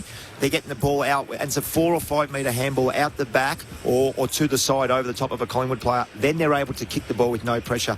11 inside 50s Collingwood, 19 to West Coast. So it's a really good start. Yep. I'm with you. 11 to 9. Actually, I had 11 to 15. I don't know why I had 15. So they must have readjusted. Which is not a good outcome. Look, it's a good outcome if you're leading, but it's only 25% ratio of actually scoring. They've put a lot of football in there. It's come out. But they're giving the forwards opportunities, and that's probably what I was getting at, because they've been starved of that of late times. But that's got to persist. And you've got Waterman, who I think Waterman's a very, very good footballer, but he's got to find the only way he's going to find space, because he's not going to outmark Moore or Frampton. Yep. Because of the Collingwood defence is as good as any. When it's in the air, they lean on someone and someone will come across to take a mark, like Howell or someone. But you've mentioned that twice already. They've done that sensationally. But if you lead on them, they get found out because they drop in behind. Yep. Their natural instinct is dropping behind. Ray Chamberlain on the boundary. Razor, I'm sure you're on Pendle's watch. Many more changes or any gear changes for him? Haven't seen any gear changes yet, Corb, but I was having a little bit of a chat with my man Josh Grant, who's an AFL distributor, a.k.a. he sells footy records, and he said to me, Razor, I'm not joking, everyone's sold out inside an hour. It's a bonanza. Wow. Thanks, Ray. Appreciate that. The Eagles by 2 points. Start of the second term, and guess who's got the first touch of the quarter? Pendlebury. Hand pass away towards Crisp. It's a kick off his backside, but straight to Williams. That's Bailey for the Eagles. Handball to Kelly. Handball to Reid. Long kick inside forward 50. Shanahan the target. Easy one-on-one win. As Moore just edges him underneath the footy. Takes the intercept mark. Long kick out towards half-back. Cameron the target. Leaps up and takes the mark. Right half-back. The boy from Albany in southern Western Australia. He flares it wide, and Howe marks against the boundary line at half-back. Eagles by 2, 35 seconds into the second term. The West Coast are putting a massive amount of running work into Josh Dacos. Kicks it to Nick Dacos. It'll be a turnover as Reid grabs the footy. He's taken to the turf by Houston. Got him a little high. And only 2 touches for Josh Dacos, Mick. Well, the reason is he's not been able to run past and take the footy because his little wingman opponent is really working him over and then trying to get off him. Eagles work it to the southern side of the MCG. Lindsay with a kick down the line. Hits up Cully just forward of centre wing.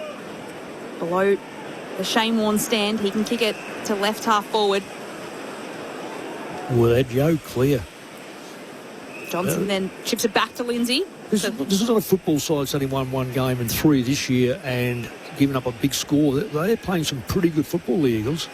And here comes Lindsay. He'll send the kick inside forward 50. Cameron's at the back. Got a couple of hands to it. Waterman roved it. Can have a snap at goal. And it's across the face. Just a minor score for the Eagles. And the first score of the second term. The Eagles lead pushes out to 3 points. 2 minutes played in the second term. Boomer, you called it in that first quarter. When Collingwood move the ball quickly, they catch Eagles out. And that's the way they've got to bring this ball back to get it into the forward line, is through that run and through that corridor. It's a bad kick, and a turnover just halted your rhythm, Mick, as Howe puts it out to half-back. Shanahan takes the intercept mark, knocks it back inside 50. Big climb from Harley Reid. Ball gets out the back, covering off Roan Steele, running goalpost to goalpost, knocks it through for a rush behind. There's that hard running that he was recruited, or the reason why he was recruited. I guess he goes and picks up the Sharon. There's a little clue. Scott Pendlebury to take the kick out. Eagles by 4, 2.5 gone second term. Game 433. Scott Pendlebury, what most in the crowd are here to see and to celebrate. He kicks it outside of defensive 50. The mark will be taken by Charlie West, one of the newer members of the team. He kicks right down the wing looking for Schultz. Punches it away. Elliott goes chasing after it, but it'll be a throw-in right in front of West Coast bench down to Ray Chamberlain on the boundary. Yeah, Mick, you're talking about the West Coast Eagles and how they've settled. The last time I saw them live was at the mighty Norwood football ground. Not exactly 90,000, but I tell you what, Jimby, Dersma, Reed, Bailey Williams and co, you'd be pretty happy if you're a West Coast supporter seeing how they're handling this environment. Ball tossed in. Kelly just puts the ball on his boot to gain some distance. It'll work in the end for Davis, who can hand pass it away. Might have been taken high. It's pretty hot. Holding the footy in the end against Johnston it was. Well, he had the football a Maynard free kick. Yeah, he had the football hand passes, so I don't know what you're supposed to do. I'll let Ray's opinion for that. What do you reckon, Ray? Well, he broke the first tackle, caught by the second, which means he's had a prior opportunity. He attempted to handball, but he didn't successfully handball. That's why holding the ball. Righto. Thanks, Ray. Nick Dacos kicks down to half forward, and he was dealt with after getting rid of it. Tim Kelly bowled him over, so free kick for Schultz. Number 8 on his back, a man who's played in 8 Western Derbies, now in the Collingwood colours, the former Docker. Short to Lipinski. Lipinski kicks along to the hot spot. Darcy Cameron runs to the front of the pack, swatted away by Young, down into the path of Crisp. He's coat-hangered in all of that. And Jack Crisp is going to get the free kick right in front, 30 metres out. Just silly little things that West Coast are doing. If they tidy that up, I mean, they're clearly winning at the minute, but if they tidy that up, they're going to be in the game. So this is going to be an easy goal from a silly tackle. Tim Kelly hitting Dacos after he kicks the ball. Yeah. Those little disciplines things, that they really add up. And actually, even last week, a lot of things they did when play hit the ground, they'd push him into the ground. I just don't get that, because at some stage the umpires rightfully will go, no, we're sick of this, and that's not in the spirit of the game, and it's a free kick. And his 273rd consecutive game to rival Pendlebury is the Iron Man. He misses out to the left and behind, and that is contagious for Collingwood. 2 goals, 7. West Coast to 3-4. We're 5 minutes into the second term. It's the Eagles by 3 points. And it's not the 7 times, Colin, because 5 of them have been pretty basic and pretty easy. I think Dacos has had a couple on the run, but the rest have been set shots. What'll stand longer, Jack Crisp's consecutive games record or Pendlebury's games record? Oh, Pendlebury's without a doubt. Pendlebury's. Oh. Okay. Oh, I don't know about that. We might have been on a different... 273 in a row. Amazing. Yeah, but people will get to that. Maynard is ripped over the line by Reed. And those two hotheads will have a little bit of a push and shove before the umpire will throw the ball in. How about that for a matchup, was? Reed and Dacos. So the ball's tossed in. Darcy Cameron on his knees ends up paddling it away to Josh Dacos. Hand pass to Goey. Kick inside forward 50. He's looking for McStay. Jimby front position again. Punches it away. We'll have to lend to some support here as the tackling pressure comes from Hayes, and he can lock the footy inside forward 50 for the Pies. And we'll have a ball up. Jimby's the best of all the players who have improved. Tap out comes to Steele. He puts it down inside the right forward pocket. Lindsay has it, and he's happy to just walk it over the line for a throw-in. The Eagles up by 3.6 minutes played in this second term. Saturday afternoon footy on ABC Sport. No, I think he's a star. He's been unbelievable. He's going to be better when he's the third. At the minute, he's the number 1 defender, and he's playing undersized. Yeah.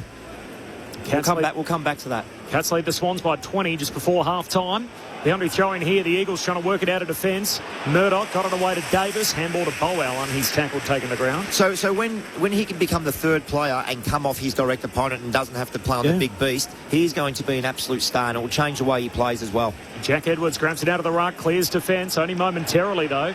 Scrapping in for it, Roan Steele, knocked away from him. Here's Nick Dacos, hits it at speed. Got it away to Josh Dacos. Handball comes further wide to DeGoey, dabs it inside 50, and Roan Steele bobs up again. Well, his kicking power is quite extraordinary, this kid. He's pretty good. It's a hard one to say that he can knock this one over, but he does. It wouldn't surprise me. He holds the ball very well. He's got a good tank too, doesn't he? Just bobs up, creates a lot of space for himself. Yeah, he does. He falls off at the right time. Roan Steele He decides just to set it up here to the hot spot. They come from all directions. Spills down to Schultz. The opportunistic small forward hooks it through for a goal. And Collingwood retake the lead. And there's back and forth affair at the G. Lockie Schultz kicks Collingwood's third of the day. So 3-7 to 3-4. Collingwood by 3 points. We're 8 minutes into the second term. This is Saturday footy on ABC Sport. Brent Harvey, Mick Malthouse. So they're the little things I'm talking about, Mick. That's a drop mark. And now a goal to the opposition. You punch that and kill the ball through the goals, or you mark it like you probably should have.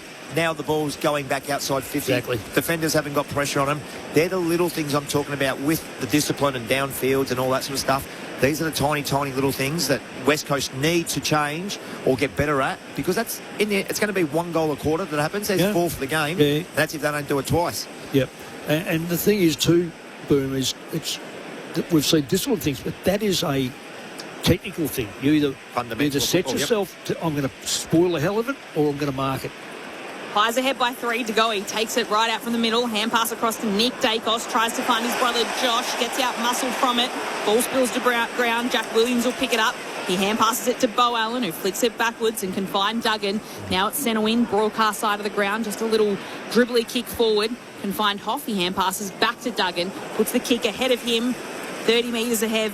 Cole Mark. And he can launch inside forward 50 here. Waterman had to come from behind. And Frampton was sitting there ready to intercept and take the footy for the Pies. He has it deep in defence for Collingwood.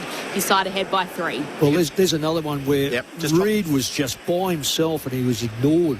Long kick from Frampton up the wing, punched away by Duggan, down to Bo Allen, who's tackled, and ball spills out of bounds. Throw in. He's given a shot from 15, 20 metres out. Yep. You know, that's the difference between a class player, weighs it up, puts the ball to his teammate, not just whacks it in and hopes they mark it, because Collingwood are going to outmark them all the time down there. He actually had Shanahan. He had 2 options that he could have went to. He decided to go long to the goal square. Had Shanahan on his own as well. Half forward for the Eagles. 3-point lead for Collingwood from the boundary throw-in. Jack Williams grabs it after it hits the deck. Handball almost a turnover. Eventually is. Crisp gathers, hands it away to side bottom. His handball, turnover. Jinby to McCarthy and then to Allen, all by hand. That's Bo Allen. Kicks laterally. No relation, by the way, to Ed Allen, who's out there playing for Collingwood. Finds Duggan. And Duggan chips it short to Dersma. Caught the play on immediately. Not the required range. It's an ugly kick. And like a slips catch, diving away, Schultz knocks it free, but only as far as Murdoch. Kicks a tumbler out towards half forward. Collected by Marrick. That's an ugly kick. Tough for Waterman. Did well to clean it up. Collects the half volley. Gives it to Yo. Shoots goalward. Turnover. Again, another one. Elliot Yo, so much more time. Should have went on his right foot. Just knowing your surroundings there. Yeah, they just butchered that. More chips to Quaynor, who just chips slightly further up the ground to Nick Dacos. Hand pass back to Quaynor, who's running along the southern wing. He hand passes it to Steele, flicks it to De Goey, and Steele wants it back, so he takes it. It's centre wing for the Pies. He can put them inside forward 50s. Elliott is running back and holds on to the mark. Almost looks to play on, but might set himself here to take a shot. His eyes are darting. And poor Jimby, there was a 2-on-1 in Collingwood's forward 50 there. Elliott was the one that got lucky and got the football, but he couldn't do nothing about that. He had to cover a whole heap then. So Jamie Elliott will steady himself now. We'll be kicking from just inside forward 50, starting from the advertising hoardings. He shanks the kick. It'll drop short. It'll be punched through for a minor score. That did not look good off the boot. Didn't make the distance, and in the end gets rushed through for a behind. Like an inside-out torpedo that floated. Did that come off a hand or something? It couldn't have to. It couldn't come off just straight off his boot. I think it did, Mick. Wow. That's probably his worst kick in the history of the world. Collingwood's lead now 4 points. Like a wounded duck. As McCarthy goes short to Dersma. The number 1 pick in last year's draft. He kicks out wide and finds Bo Allen. He was the Eagles' first pick a couple of years ago in the national draft. Bo Allen in and out of the team this year. He sends it down the wing, the lefty. 1 of 4 in the team today for the Eagles. Offhands it spills to Yo. Tackled, dispossessed. Away to Hoff, and he's held up on the logo on the broadcast wing. It's almost half-time in Geelong. Sydney will have the last shot of the half, but it's GWS. Sorry, there's no GWS playing. It's Geelong who lead by 26 points.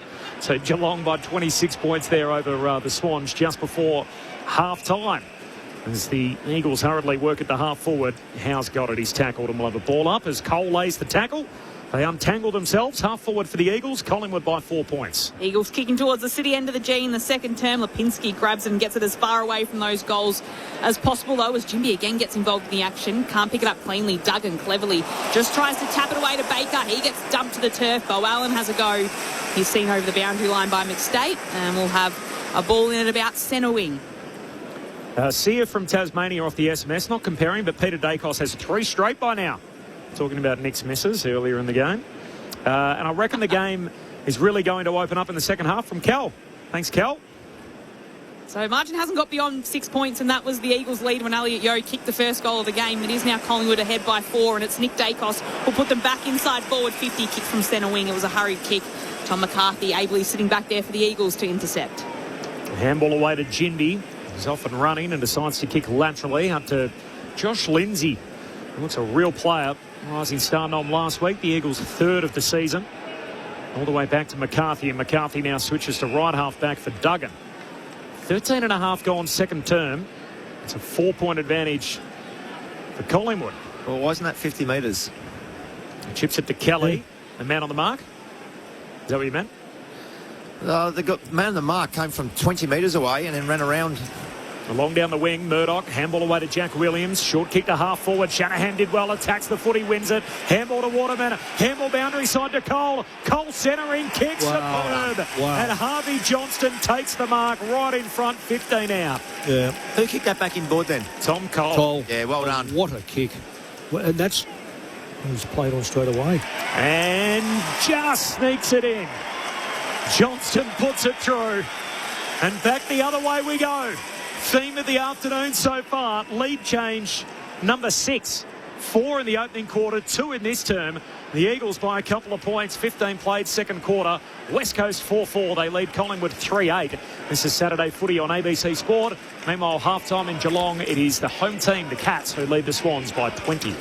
Yeah, 54-41 possession rate, 6-5 inside 50. So the Eagles are winning a lot of the football, not necessarily going forward, but when they do go forward, and you get something like that, that's an exceptional kick by Cole to find the target for a start off.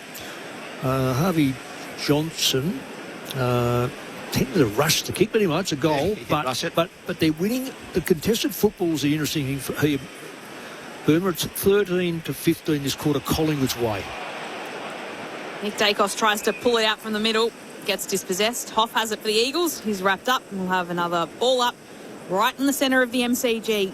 As Bailey Williams rises high over Darcy Cameron. Little tap out, but it goes straight to the opposition.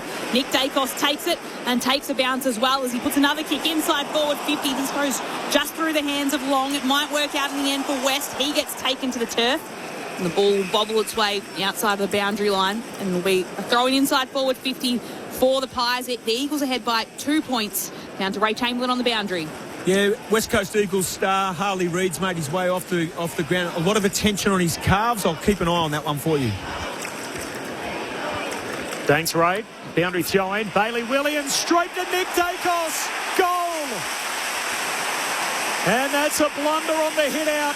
And Nick Dacos at last finds the major opening. He's been a little wayward off the boot early. And it's incredible how this run continues. 7 lead changes and the last 7 goals in the game. 4-8 to 4-4. No sides kick back-to-back goals all afternoon, and we're now 16 minutes into the second term. Saturday footy on ABC Sport. Brent Harvey, Mick Malthouse. So that's what separates good players and great players. So he's taken maybe one step and got rid of the football, kicked a check side banana in the pack. That separates it, Mick. He would practice that. So I think Toby Green's probably one of the better players that I've seen do that off one step. But that's instinct, that's muscle memory stuff. That's star quality. I wouldn't blame Williams for that. I would blame young Dersma. Dersma just trailed him in. That tap was supposed to be, and Dersma's gone to him. If you ever look at the actual replay. Bailey Williams inside 50 here. Could we have another lead change? There'll be a free kick to West Coast. Jake Waterman wins the free for the Eagles. Bit of holding off the ball. Holding his arm. Yeah, they're red hot on that now, aren't they? When they put their arm around their waist or grab an arm. Well, Maynard grabbed him first. I don't know whether there's a free kick or not, but early on, Maynard grabbed him so he couldn't get near the footy. What's this? Here he goes. Holding his arm down.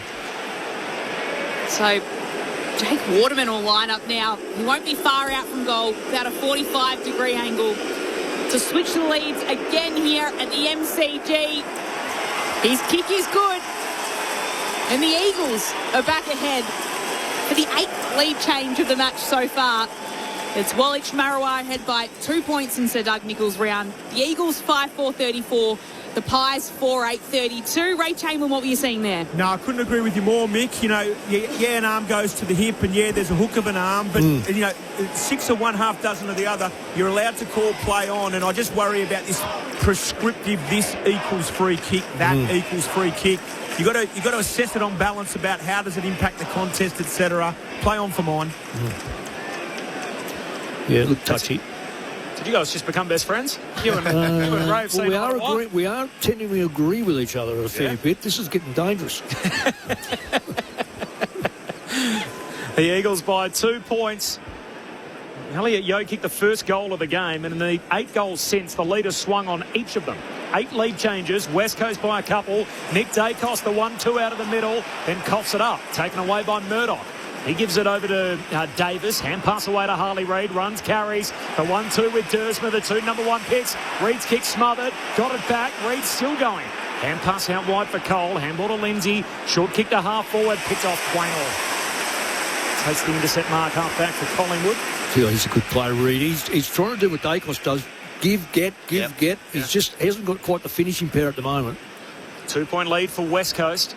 Approaching time on in his second term. Quaynor goes long down the wing. And McStay, clever, just pokes it further afield, but ill-directed. Taken by McCarthy. Spun around. Hand pass to Baker. Handball goes back to Bazzo. Hand pass to Jimby. Short kick finds Lindsay. Lindsay's told to keep it moving. Yeah, good kick. Back inside. Good vision. He does. He finds Hoff, who takes it. And then Lindsay keeps running, gets the hand pass from him. Hand passes it across to Davis. Lindsay, the hard worker, gets it back from him. Hand passes it to Cole, to Loopy. Hand pass towards Reid, who might have been nudged by Houston. Umpire says play on. Houston will go chasing after the footy close to the boundary line. It's the Eagles that win out. Davis kicks inboard. Waterman running, gets the mark. Tell you what, that is a brilliant piece of play.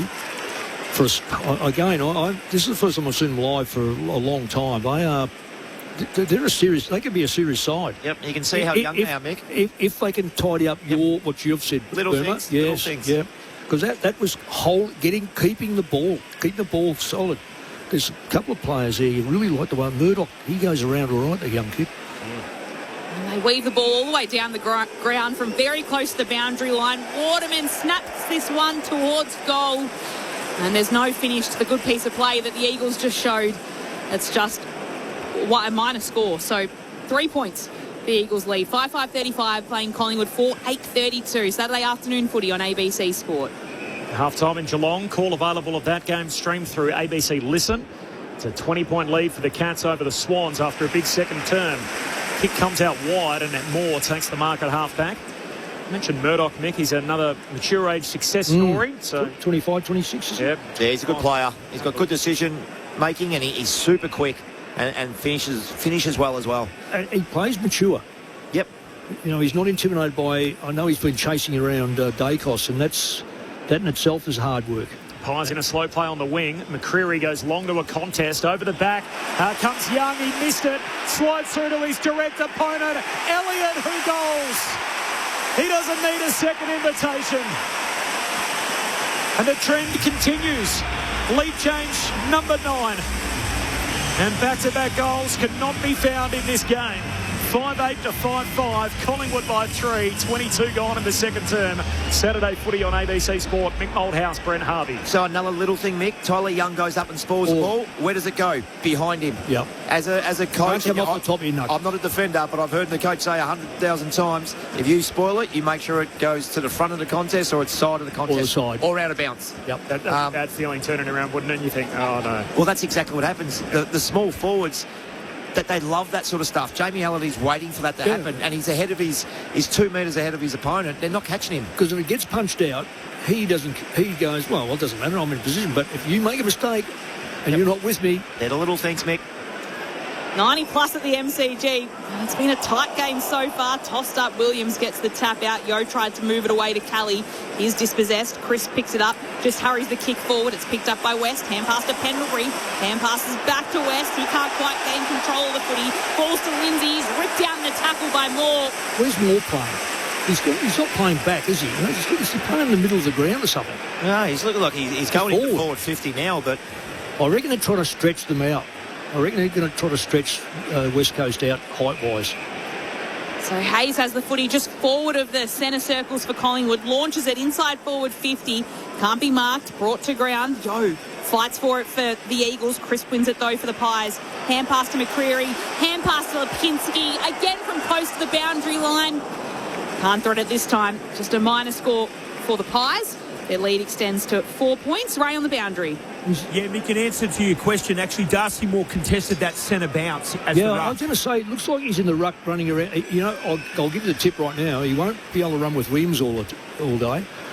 Williams is a proven ruckman, whereas Darcy Moore, key back, with all due respects to key backs, especially fullback, they don't travel that far. Of course, Collingwood, they lost Oscar Steen last week with that season-ending ACL injury. Darcy Cameron is banged up but playing. He's carrying an ankle injury. And said on radio a few weeks ago, it's a little syndesmosis. As Pendlebury spills a mark on the wing, Collingwood regather through side bottom, trying to get a hand pass out, does so. Ed Allen shoots a handball away. Eventually made its way through. Maynard knocks it down to Schultz. Hand pass away to Crisp. Works his way past two Eagles. Jack Crisp kicks to half forward. Elliott the target, killed over the top by Bazzo, out of play. Half forward for the Pies, Ray Chamberlain. Mick, you've nailed it again, mate. He's Darcy Moore, as soon as you said it, hands on hips and blowing heavy. Well, there's an iron lung in the race. I've got a fair idea it's going to give you left to get on that iron lung, mate. You change a position like that, have a look at him now. He's really struggling. Bailey Williams charges in to take the footy from the throw-in. Hand passes it across to Young. Kicks down to centre wing. Quaynor will intercept it for the Pies. Hand pass to Maynard. Darts the kick to the very top of the boundary. It'll be hard to keep it in. That is exactly what Pendlebury can do. Holds it inboard and keeps the ball in play. It'll spill out the back, though, towards Murdoch, who tries to take it. Hand passes it away. Bo Allen has it for the Pies. He hand passes it to Crisp. Just hacks a kick forward. Can get it to the very top of Collingwood's attacking arc. It's cleared away by Bailey Williams. He kicks right down the wing, spills to ground. Side bottom's there to collect. He'll keep it in play, very close to the boundary line. Hand pass to Howe. Hand pass to Quaynor. Little underground pass to Crisp. Hand pass to Maynard. They're still getting it forward here any way they can, Collingwood, until Hoff can pick it up. Hand pass to Kelly. Hand pass to Collingwood, to Cole. He'll get slung in a tackle, brought to ground. Umpire says play on. Bazzo has a go. He's dispossessed. McCreary picks it up for Collingwood. He hand passes it to Bo Allen. 45 metres out from goal. Can he get this one? He nails it. In all that mess, the Pies get the right result. And Collingwood kicks two in a row for the first time this afternoon. They head out to a game-high 10-point lead at the 25th minute mark of the second quarter. It is Collingwood 6-9-45, the Eagles 5-5-35. So that goal there, Mick, just on the back of pressure. Oh, it is. That was elite pressure by the Collingwood forwards, who just got a fingernail in, a couple of really good tackles, keep the ball alive, and then it was a beautiful finish by Allen from, it would have had to be 40 metres out. Yeah. Running away from goal, but snapped it back around his body. Really, really good finish. Well, contested football is king, I reckon, in games like this when you've got to make sure something happens. And at the moment, the Pies have lifted there. They've gone in front compared to the first quarter as far as those contested possessions go. Ed Allen, number 16, which Pendles wore in year number 1 all those years ago. As Darcy Cameron wins the hit out down to Nick Dacos. Hand pass out in front of Josh. Yo put his head over it. Got it out towards Hoff. Tackled. Ball up. Middle of the G. Half-time in Geelong. 20-point lead for the Cats over the Swans. Call available. Streamed through ABC Listen. Here it's Collingwood by 10. Back-to-back goals for the first time today. Can they add more? Darcy Cameron kicks inside 50. They all overrun it. Jimby attacks it. Collects. Under pressure. Draws a crowd. Ump says, I'll have it. Ball up centre half forward for the Magpies. Yeah, the Pies have got extra play behind the ball, and that's what's causing a bit of trouble. Well, they actually got two behind the ball now, so that's going to make it very difficult to come out of this line-up and retain possession. Murray clears it from the punt road. attacking 50 for the Pies. It'll be a cluster of players that form and stop the footy from going any further than centre wing, where there'll be a ball up. Nick Dacos involved, standing alongside Brady Hoff. It's Cameron who takes it out, though, from the ruck. Hand passes it straight in the direction of Hoff. Hand pass to Marrick. Nick Dacos can intercept it, get a little fingertip on it and bring it to the turf. Hand pass across to Pendlebury. He hand passes further towards Steele. Can't control it. There is a free kick. We're coming back to Nick Dacos. A little bit of a play on, but Nick Dacos will have it in front of the interchange gates. Had a high tackle, I think, in the back might have been there as well, as Nick Dacos kicks inboard, taken by De Goey, out of corridor, gives it to side bottom, gets it back. De Goey, hand pass away to Houston. He's a long way from goal. Hand pass wide, finds Howe, tabs it inside 50, Josh Dacos. 48 metres out, shallow entry, marks right half forward. Yeah, they've got a lot of players forward, Collingwood. They've got 2, 4, probably 5 players behind. West Coast had only 2 behind, so they've got a lot of players scattered out, but they still couldn't take that player. Again, Boomer, I reckon it's that pressure. And that's the difference between a side that's, it's been in the finals, been up there, experienced, against a young player. He'll have to kick it right on 50. We hadn't had back-to-back goals all day, and we got them with that last kick from Ed Allen. We don't have any more here. Josh Dacos misses the whole set. So out on the full, 10-point lead for the Pies. 28.5 gone in the second term. Pendlebury watch in game 4-3-3. He's had it 9 times, 2 kicks, 7 hand passes. So that's the Pendlebury contribution so far. What are they doing? Review. It's just a review. No, it's a blood rule for Tom McCarthy. Yep. Now, you're spot on, Mick. While this blood rule's happening, we can have a quick chat. Collingwood, the last, I feel... 7 or 8 minutes? Yeah, 10 minutes? have really ramped up that pressure. Yeah. And we spoke about the last goal, got kicked on the back of pressure. And again, just there for that. Every time West Coast seem to get the football now, they're under the pump. Whereas in the first quarter, I mentioned they were getting the ball from inside to outside. Now they're getting it inside, but they can't get it outside. No, he's spot on. And the other thing is, that little discipline thing you're talking about, there was no need to jump in Dacos' back. And it was only a matter of time. One of the umpires had to pick it up, and we picked it up here. So instead of that ball being a loose football, and I think the Eagles may have had it, they have to give it back. Just the little things. McCarthy off on a blood rule. Elliot Yeo will take the kick now for the Eagles and gets the ball as far as he can down the Shane Warne stand to the ground. Josh Dacos, though, can pick it off for the Pies. Hand pass to Lipinski. They're all close to the boundary line. And we'll have a throw in at about half forward for Collingwood. They are up by 10 points, kicking the last 2 goals of the game to be able to be in that position. It's a game high, 10 points late in the second term. We had to rip out quick to make our way to the G from the afternoon fixture. North by 6 points in an amazing comeback, their best comeback in over 20 years. 38 down at halftime, 43 down in the second quarter. So we'll bring you their song at halftime. You'll be able to hear it. We'll leave Boomer's mic on so you can sing along as they work their way through that. The Kangas, a big win over the Suns, so stick around for that, North fans, at half-time. 10-point lead for the Pies. Bailey Williams with the free kick goes long down the wing. More intervention, free kick. In Frampton's way, he'll get it defensive side of the wing, almost at half-back. And retreats all the way back to Howe. And Howe on the switch. An amazing afternoon at the G. Over 90,000 in the house to celebrate Pendlebury's games record, game 4-3-3. He's still side bottom, who's been with him for 333 of those. Handball to Crisp, kicks down the wing, punched away by Tyler Young and out of bounds. That was good pressure by West Coast there. Excellent. It's just holding them up. That's what we've got to do. Got to get those little things right. And Mick, we'll talk about it more at half time, but I've got written on my piece of paper, tidy up the little things. And that's the discipline part, and that's just everything. Fundamentals, discipline, tidy that up. They're in this game. Ball swung in right in front of our broadcast position. Reed trying to get it to his advantage in the end. Can just fumble its way to Kelly. Kicks it down towards Shanahan, who takes it. Hand pass to Johnson. Hand pass to Champion, who tries to pull the kick. The siren will beat the Eagles. Looking for a late one at half-time. At the main break, it is Collingwood 6-9-45, leading the Eagles 5-5-35. The Pies kicked 4 goals to 2 in that second term and put on consecutive goals, the first side to do so across the game so far.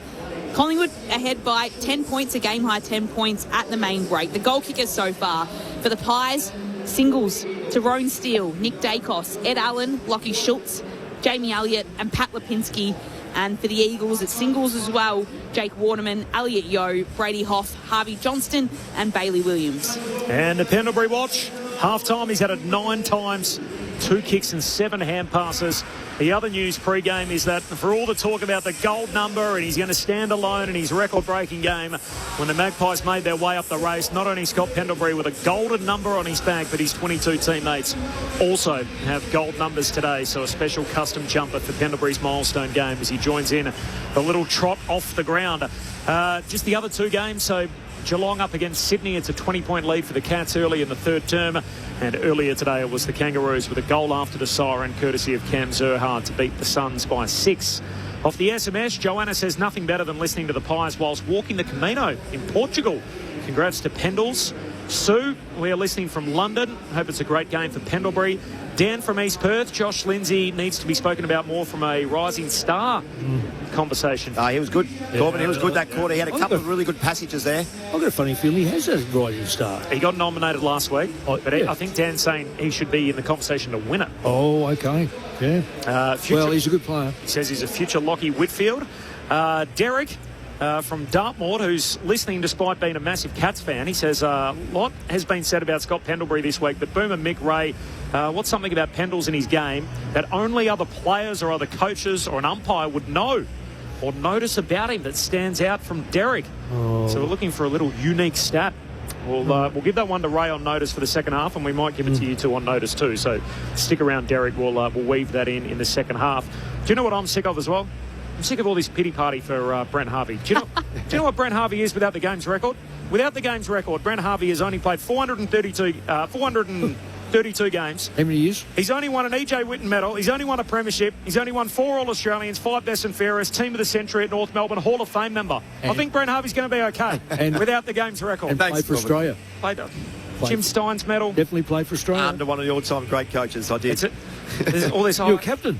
You made me captain, Mick. We've got a good relationship, me and you. I don't think Boomer's going to disappear from the history of the game because Scott Pendlebury goes past him today. I think his legacy is secured, and he's with us here on ABC Sport alongside Mick Moldhouse. Well, on that table, Boomer, that I come back in and I told them the table we're on.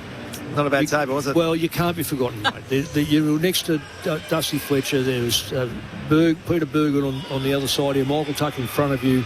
KV couldn't make it. You'll never be forgotten, mate. I'll give you the tip. Anyone who's watched you play, I always say this, if you have to change the rules to, I don't want to say change the rules, but change a lot of your tactics. Now, KB threw the ball out in front of him. They had changed. They said, no, you can't do that anymore. There was Jimmy Clement, because he used to push Jimmy Hurd under the ball. They said, no, you can't push him in the back. When you kicked off, when the new rule changed, you can kick it yourself and go, you caused the most serious damage to most sides. I reckon that North Melbourne would have scored more from there. You only score in 3 methods, and you would have made them the kick-off kings of getting the ball into their forward line from kickoffs. Well, that was a Dennis Pagan thing. So, see, he told me when I first started getting tagged and I was struggling a little bit, he said, you have to take the kick out. Yeah, you can't get tagged to goal square. Yep, and you have to kick the ball to yourself, run, a handball, and get it back. And that was one of his tactics, to make me run and get myself into the game. And I was also behind the football running through. I never played back pocket, though. I was still a forward or an on-baller doing that. What I'm saying about it, I had to have 2 blokes on the mark to force you to kick it and not run with it.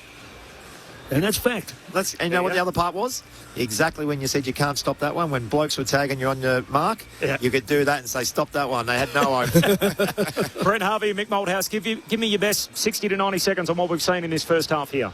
I think it's the pressure by Collingwood. That's what's got him back in the game, absolutely. Yeah, exactly. But I also like the fact that Cameron is under extreme pressure from a bloke called Williams, who everyone goes, well, who's Williams? Well, he's been around for a while. He is jumping all over him. I think Collingwood have edged in front because of their experience, and the lack of experience is the reason why Eagles aren't in front. Yep, and we'll have more time, I'm sure, Corbin, later, but tidy up the little things. Yep, we've seen the discipline stuff, and I'm also talking the fundamentals, but definitely Collingwood's pressure got him back, and I think it's 10 points, is it? That's got him back on the on the scoreboard here. They did it well, the Pies, didn't they? The Pendlebury celebration. So comes out of the rooms. The first people he meets are the other members of the 400 Club. And Boomer, you guys were front and centre all week. They did a great job, I think, the AFL and Collingwood, by bringing the rest of you in. It's such an exclusive club. 6 guys in the history of the game to have got to 400. Handshakes with you guys firstly, and then past all his former teammates and friends and family and members and other squad members, and makes his way out onto the ground, and everyone with the gold number on their Collingwood jumper. Corbin, you know what? It's absolutely unbelievable. And if you don't barrack for Collingwood, usually you hate them. And I'm nearly no different, like a lot of supporters. They have done an unbelievable job, and I've seen it firsthand. I was there Monday. I went into the club and did a voiceover for them. I did other things today, all that sort of stuff. They've got a thing, I don't know exactly what it is, but it's about remembering the past. And Nadine, the lady that I was dealing with, who was phenomenal, not just the Collingwood past, she was talking about us as the 400 gamers that he's going past and all that sort of stuff. Hats off to them. They have been absolutely superb. And I messaged Scott during the week, when just a private thing, but I finished off with saying, you'll never hear me say this again, but go Pies this week. And it's what they've done, as much as it's a day for Scott Pendlebury, it's a special day for all of us to be part of. I mean, it's a day we'll remember for a long time to come, with over 93,000 in the MCG to see the game's record fall for the 4th time in 46 years. I touched on it earlier. I remember growing up in the 90s, and they spoke about Michael Tuck's record like no one would ever get there. Yeah. I was lucky enough to call Boomer the night that you went past Michael Tuck's record, and I think it was Lindsay Thomas gave you a little one out the back to make sure you got a goal in the milestone game, and that was a special night, as is tonight here 10 years on. And Brent Harvey, we're lucky enough to have him with us, as we are Mick Malthouse at half-time. Unfortunately, some bad news coming through from the Collingwood side of things right before we go to the news. Darcy Moore's out of the game with a hamstring, so he has not been able to have a run at it. So Moore playing in his 4th game for the season. He missed one with concussion. He had a late start to the season with a calf injury. He came back and did a hamstring, and now after having his concussion, he's out with a hammy again, and that is going to be multiple weeks. So Fox Sports just reporting out of the game with a hammy. His last hammy was bizarre. Remember, he come back on the ground and I don't like ever judging coaches on moves, because I know what it's like in the box itself. He is not equipped, coming off hamstrings and soft tissue, to be running around the ground as a ruckman in a different role, because you have to explode to the next one. It goes out of bounds to the other side. You've got to get across the other side. Key back. You just nosy in front. You can stay 5 yards in front, drop back. I thought they were a victim of he's a victim of them not thinking through it, honestly. So what's their other option if Darcy? Well, they've got someone in the McStay. Ned Long's been doing it. McStay. How's McStay going? He's hardly touched it. Put him in the ruck. More from Mick and Boomer coming up. This is Saturday footy on ABC Sport. Collingwood by 10 at the half. Pendlebury's had it 9 times, 2 kicks and 7 hand passes. We'll be back here in just a moment. We'll relive the North Melbourne win at Docklands. More from you off the SMS. But for now, let's see what's happening in the ABC newsroom.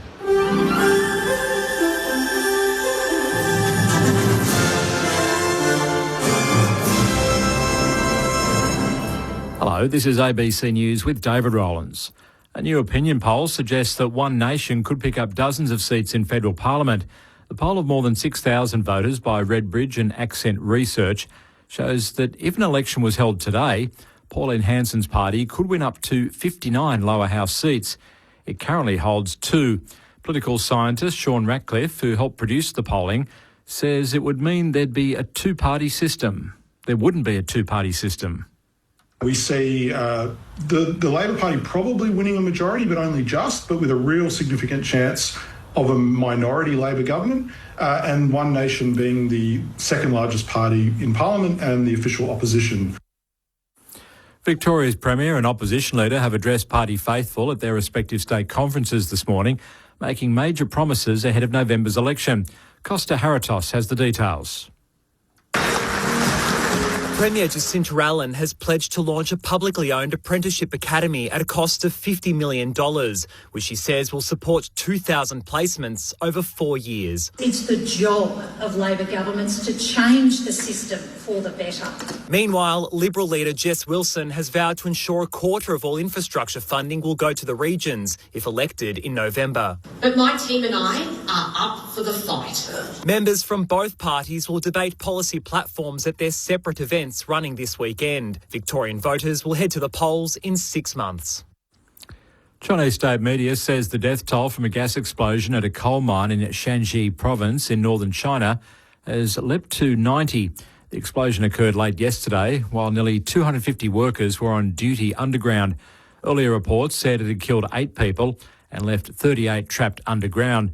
Chinese President Xi Jinping has called on authorities to spare no effort in treating the injured and conducting search and rescue operations, while ordering a thorough investigation into the cause of the accident and strict accountability in accordance with the law.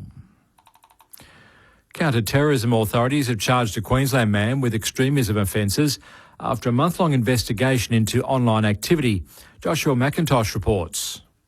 48-year-old Alexander Kent Wadsworth was charged by Queensland's Joint Counter-Terrorism Team after a property in Bowenville, southwest of Dalby, was searched yesterday. Investigators allege Mr Wadsworth uploaded several concerning posts to an encrypted social media site in which he encouraged others to carry out acts of politically motivated violence in Australia and overseas. He's been charged with 1 count of using a carriage service to menace, harass or cause offence, which carries a maximum penalty of 5 years imprisonment. In a joint statement between Queensland Police, Australian Federal Police and ASIO, the agencies said investigations started earlier this month and are ongoing. Residents have described rushing to the scene of a crash in Sydney South where 3 people died. Police say they'd been responding to a concern for welfare at a home in Gymea Bay overnight when a man drove from the scene. Officers say that same car later collided with another vehicle at Sans Souci, killing 2 male drivers and a male passenger. This woman, who lives nearby, says about 30 people ran out to help when they heard the crash. I saw a car on its roof when I came out. Just saw the car on its roof and thought, what? And just ran to the car. And the guy was, not in a good state. And the car was starting to catch fire. So it was, our main priority was put the fire out, I guess. In a major shake-up of US immigration policy, the Trump administration has announced that most foreigners seeking permanent residency will have to leave the country and apply at an overseas embassy. The BBC's Thomas Becker has more. The US Immigration Agency says green cards to people already in the country would only be issued in extraordinary circumstances, without going into further detail what this means. It said the new policy reduced the need to find and deport those who'd been denied residency. Immigration lawyers and aid groups say the change is likely to lead to permanent family separations and survivors of trafficking and violence being forced to return to the dangerous countries they fled.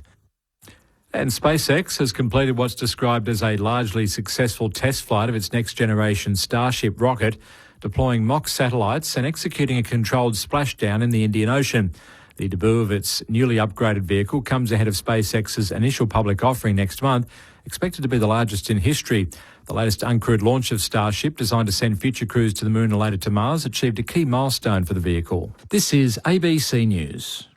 We all know the AFL is the greatest game in the country. We know it's the most skillful, it's the toughest, and it's the most exciting sport there is. From 55, that's a monster bomb! But every year, in the middle of winter, for just 80 minutes, across 3 Wednesday nights, we all agree this might be the greatest sporting theatre there is. He's over! He scored! How good is Origin? Oh, it's the best, Louis. It is the best. There's the big hits. Oh, bang! That's a big hit. And the miracle try. He's over in the corner. Oh, that's miracle stuff. With a rivalry as heated as any in the world. With a melee over the touchline. They come from everywhere. This is wild. State of Origin, Game 1. Catch every minute live this Wednesday night On ABC Listen. And that is unbelievable to watch. take our word for it, it's sport at its very best. On ABC Local Radio, Sport Digital, and on ABC Listen. This is Sir Doug Nichols Round with ABC Sport. Rone Steele decides just to set it up here to the hot spot. They come from all directions. Spills down to Schultz. The opportunistic small forward hooks it through for a goal. And Collingwood retake the lead. Waterman will line up now. He won't be far out from goal without a 45-degree angle. to switch the leads again here at the MCG. His kick is good, and the Eagles are back ahead. The Eagles by 2 points. Elliot Yeo kicked the first goal of the game, and in the 8 goals since, the leader swung on each of them. McCreary goes long to a contest, over the back. Comes Young, he missed it. Slides through to his direct opponent, Elliot, who goals. He doesn't need a second invitation. And the trend continues. Lead change, number 9. This is Sir Doug Nicholls Round on ABC Local Radio, Sport Digital, and on ABC Listen. You wouldn't believe the margin here at the G. It's 10, Collingwood's way, and it's all about the number 10 today for the Magpies in Scott Pendlebury as he goes past the all-time games record. He's had 9 to half-time, 2 kicks and 7 hand passes. And Collingwood, his team, up by 10 points. Up to 9 lead changes, as you heard there. The Leafs swung on essentially the first 10 goals of the game. Elliot Yeo kicked the first to give the Eagles a 6-point lead. And then the lead changes for the next 9. And then for the first time in the game, Collingwood kicking the last 2 goals, the only time that any team has kicked back-to-back goals for the afternoon. Corbin Middlemass and Lauren Borden in commentary, Ray Chamberlain on the boundary, the coaching icon Mick Moldhouse, and the man who's played more games than anybody else in the AFL on planet Earth, not named Scott Pendlebury. That's Brendan Harvey, and he's with us all season long on ABC Sport. He's got a big smile on his face too, because the Kangas came from 43 down. It's their best second-half comeback in over 20 years. You have to go way back to when they came from 40 down at half-time back in 2005 to find anything in this kind of neighbourhood. 43 down against the Suns to win after the siren as Cam Zurhaar kicked the winning goal.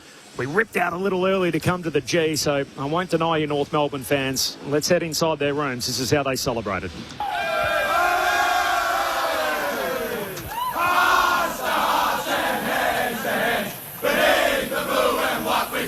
Jack off, let's not make it play. North Melbourne, how we come to play. Just recreation, plus my way. Plus my is my voice of play. So, join in the chorus and sing it one and all. Join in the chorus, North Melbourne on the ball. Good old North Melbourne, good champions you'll agree. North Melbourne will be Premier Years, just you wait and see. How about it for North Melbourne after a huge loss to Adelaide last week? They bounced back into the winners list here. It's their best win of the season by far. So previously they'd beaten Port Adelaide in the bottom 3. They had spirited losses against Sydney and GWS, but they break through for the win this afternoon against the Gold Coast Suns. Meanwhile, there's one other game being played. It's down in the Cattery. It's a match between Geelong and Sydney.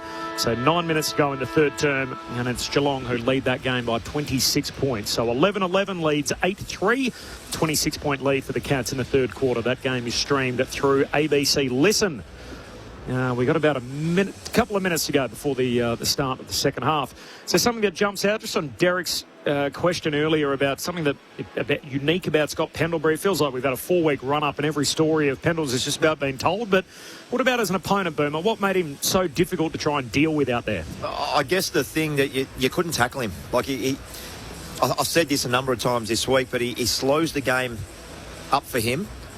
Not for anybody else, because you still think, I've got him, but you haven't. Slows out, holds the football out, you get seduced to it, and then he just casually slides past you and 3 other of your teammates as well. So that was something that always stood out. And then just watching him now over the last 10 years, he brings others into the game, and I think that's a great trait for a player. I think maybe one of the first games I did this year, he had a lot of score involvements, and it was unbelievable. It was just the ball's out, time and space, and that's probably the thing that stands out the most to me.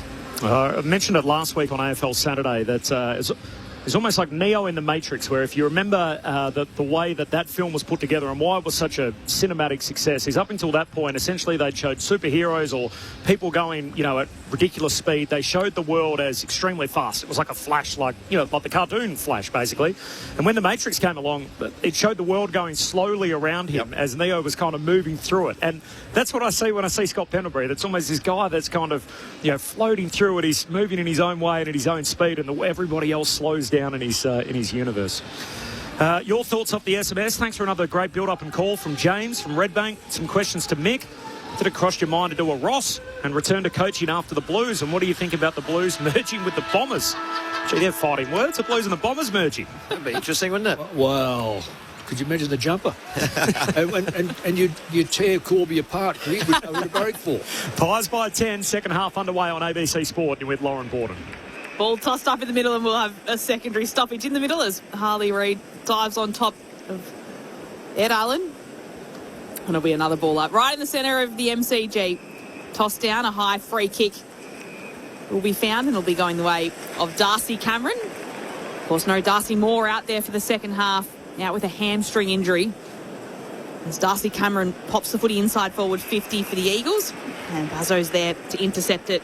It's forward 50 for the Pies. Bazzo's there to intercept it for the Eagles, takes it, and passes it backwards to McCarthy. He tries to find Lindsay, can't quite get there in time. It's punched away by Steele, hand pass towards Elliott. Chip kick into the left forward pocket, and McStay marks. Yeah, these are the things that will and probably creep into the game for the rest. The youth of the West Coast side just making an error of judgment in the back 50. This is where, and particularly Collingwood, they hound sides to overuse the ball or don't get outside the 50, and this is what takes place. They're geniuses at it. McStay now from the left forward pocket to give the Pies the perfect start to the second half. He pops it through. That's 3 in a row to Collingwood, and they push out to a 16-point lead. 7-9-51. The Eagles 5-5-35. Just a minute and a half played in the third term, and Collingwood are out to a game-high 16 points. So I think that kick was okay by the West Coast player. It was the guy receiving the ball, and I'm not sure who it was now. Lindsay, was it? He stopped. Yeah. And then the Collingwood player pressed from behind him. That you've got to go to that football. You don't know what's from behind.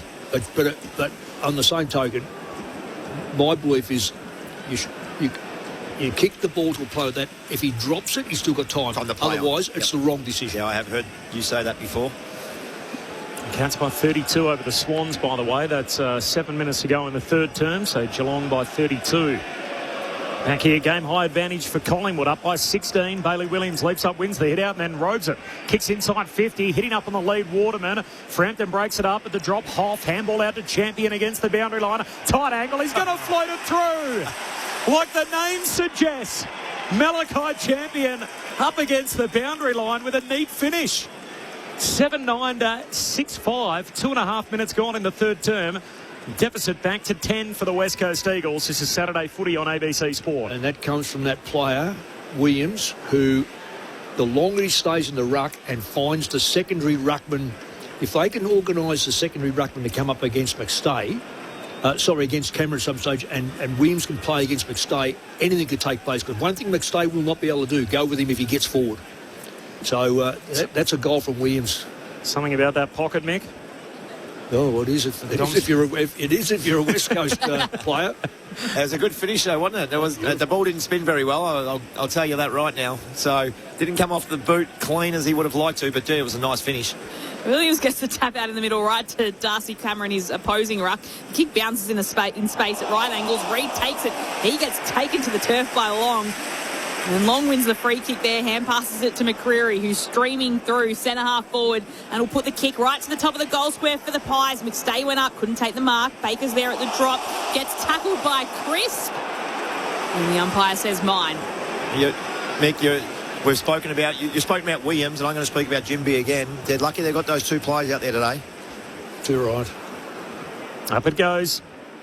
Deep forward for the Pies. Nick Dacos has got it. He's tackled. Nice work by Tyler Young. Holds him up. We'll do it all again. Umpire chucks it up right on the behind line. Bailey Williams can't clear it. Darcy Cameron grabs it. Tackled. Just repeating, Darcy Moore out of the game with a hamstring. So fourth game for the year.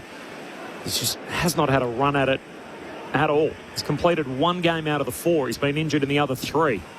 And so he is here with another soft tissue concern. Young's got it, tries to stand up with a footy, tackled, lost it. Says ball up. Corbin, did you see him do the hammy, or is it?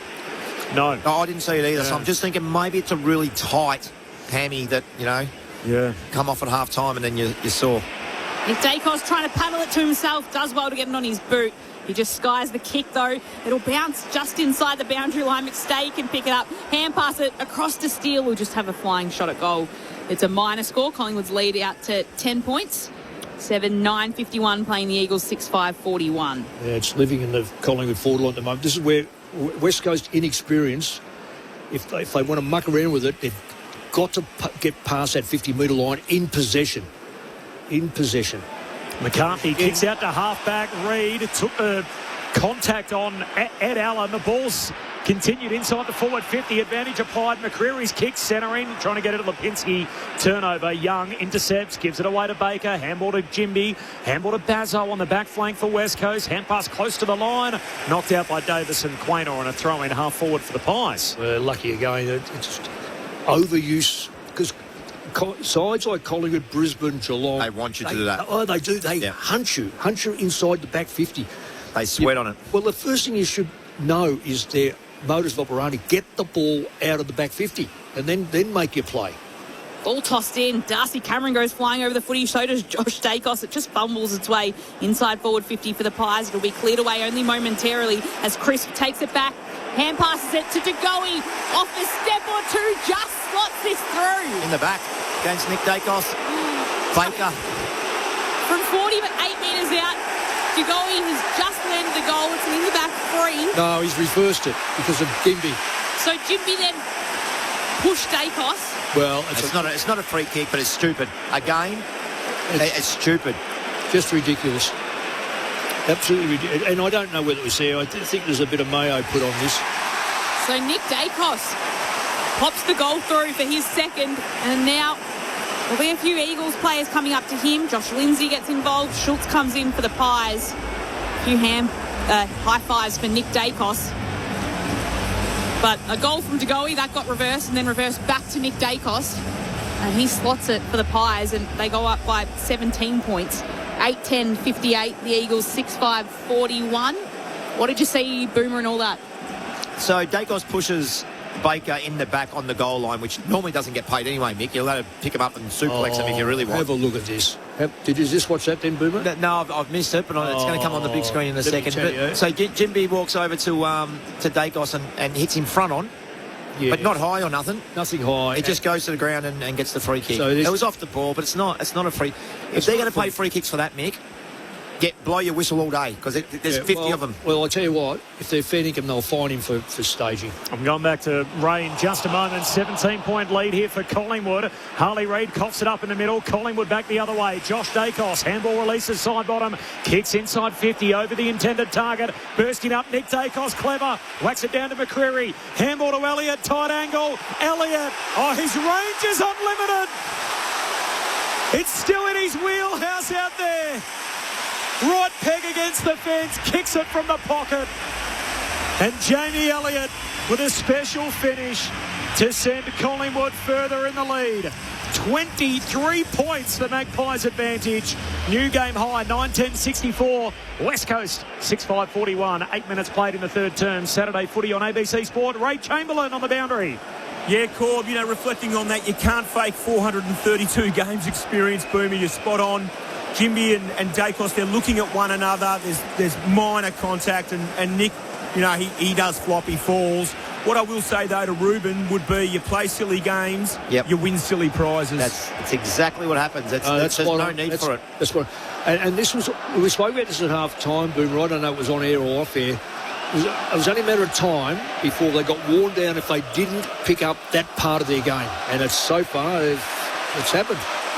From the middle, it's Pendlebury who puts the kick out wide to the wing and will pounce high. Lipinski does well to paddle it away to side bottom, who's in a battle with Marek to get the kick away. Just gets a little one over his head. Back to Pendlebury, who hand passes it away to centre wing. Comes off the shin of Duggan. He gets it as far as Bailey Williams, who taps it to Kelly. Hand passes Duggan under some pressure, but can hand pass it across to Dersma. Further flicks it to Davis. His kick will be chopped off easily by Jeremy Howe. And the Pies will have it at half-back. 23 points. Collingwood have now kicked 5 of the last 6 if you trace it back. Howe to side bottom, who marks on the wing, kicks laterally to Darcy Cameron. Handball away to Josh Dacos, who's off and running, kicks out to half forward, and in the hole, Hayes stands there, takes the mark, rides the contact, moves it on to Nick Dacos. Dacos from outside 50, high bomb to the goal square.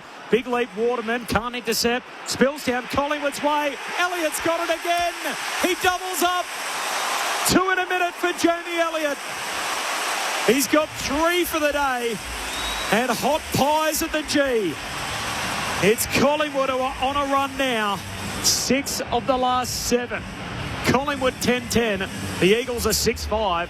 The Pies by a new game high, 29 points, 10 played in the third. Brent Harvey and Mick Malthouse on ABC Sport. Well, Boomer, one of the first things you're taught as a backline player, don't take a chance.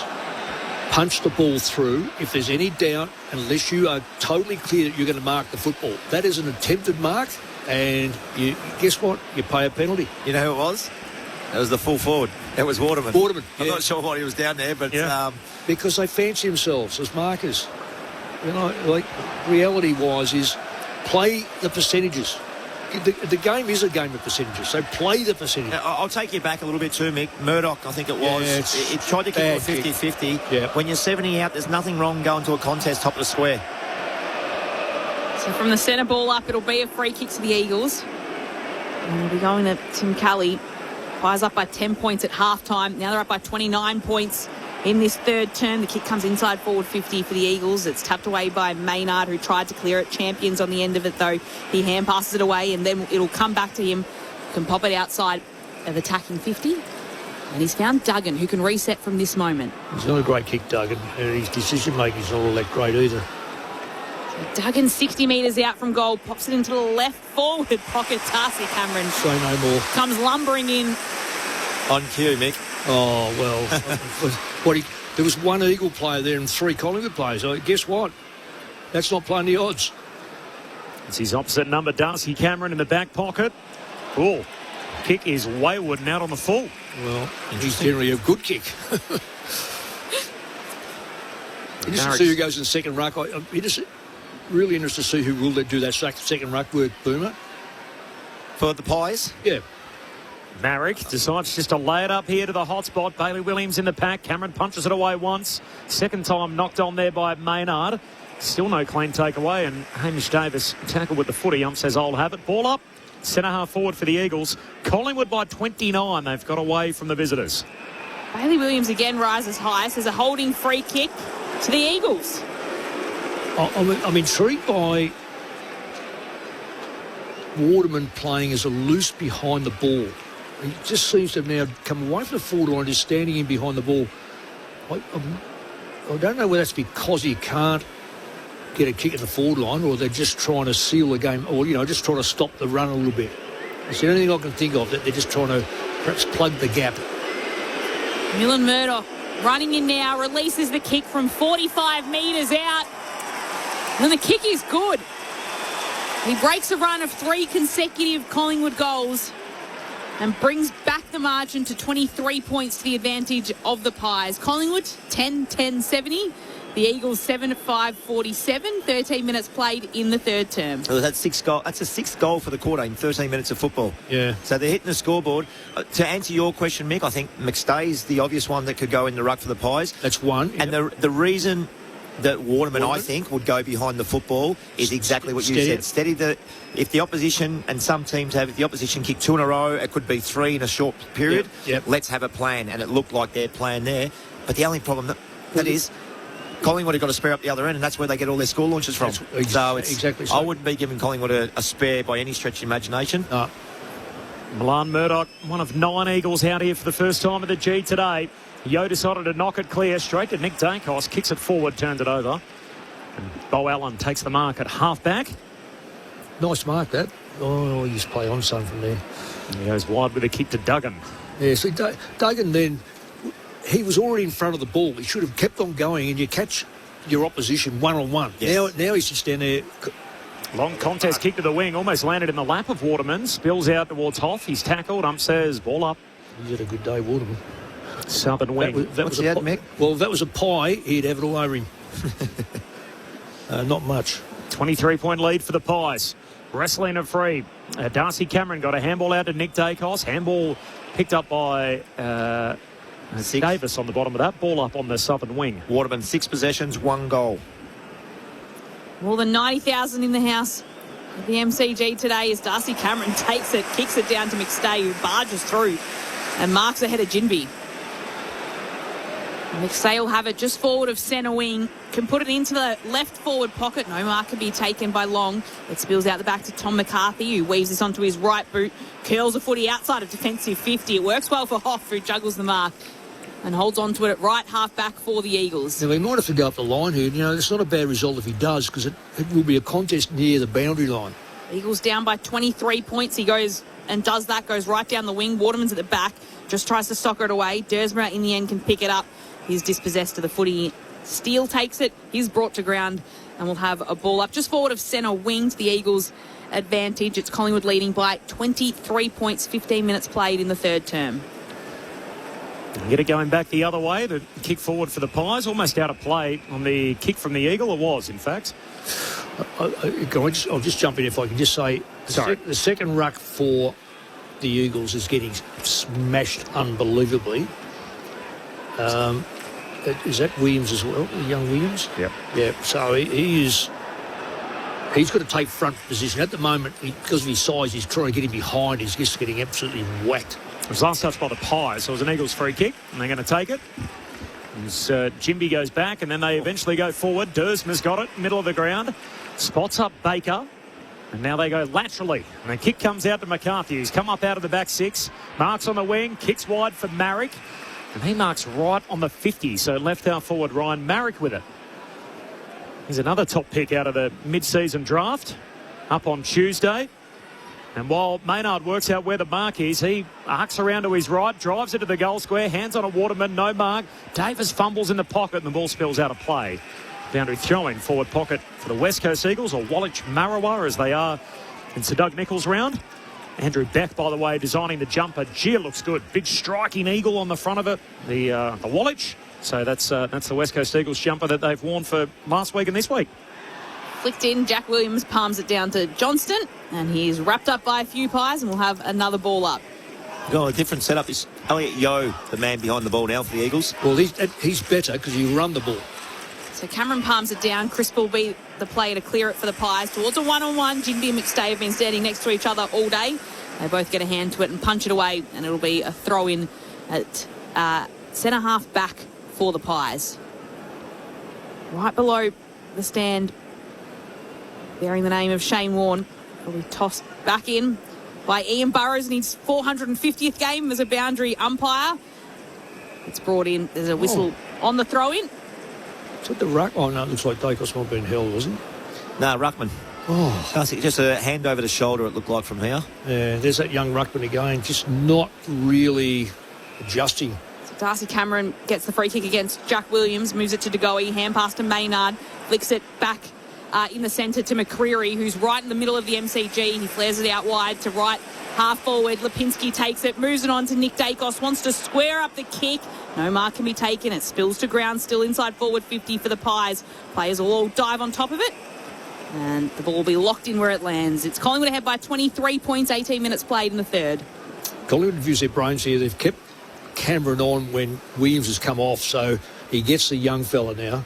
Jack Williams grabs it out of the ruck. Hurried kick forward, taken by Johnston. Umpire said not the required range, so keeps it moving, and that's a panic kick out of there. Two Pies back, and Maynard takes the intercept mark. It's a poor setup, though, by the West Coast Eagles. He won the ball. He wanted to go forward. He looked up. He sort of went sideways a little bit, only because he had to. Well, it was nothing there, Boomer. Zero. Not one player to kick to. So you've got to keep a box in front of it. Now, a box, for those outside, that's four players in front of the ball so they can go in any direction. He had nothing in front of him.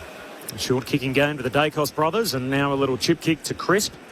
Yeah, it's very poor. The southern boundary line right on halfway. Jack Crisp down to half forward, arriving through Tyler Young, punches it out of bounds. So half forward for the Pies. Collingwood by 23. 19 gone in the third term. 10-10 plays 7-5. Pendlebury watch. He's up to 12 disposals. So he's kicked it 3 times, had 9 hand passes. Meanwhile, in Geelong, just about to start the final term there. It's Geelong by 14 points over Sydney. So good one going down in the Pivot City. Call available. You can stream that through ABC Listen, but the Cats by 14 points. Toss back in at half forward for the Pies. Steele runs onto it and then runs into a brick wall of West Coast players.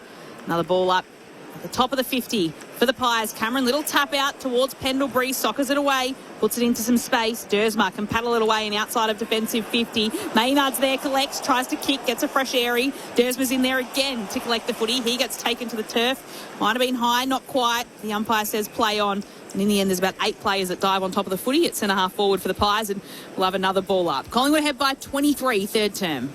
Yeah, Darcy Cameron's had 11 so far this quarter. He's had a giant quarter. Harley Reid just having a little moment with Andrew McQualter, sitting on the pine at the moment. His fellow number 1 pick, Dersma, wins the footy here. Pumps it forward to a one-on-one. Frampton spoils into the path of Murdoch. Tumbles a kick to centre-half forward. Picked up by Waterman. Flares a handball to Yo. Yo's got Johnston on. Decides to go himself and misses.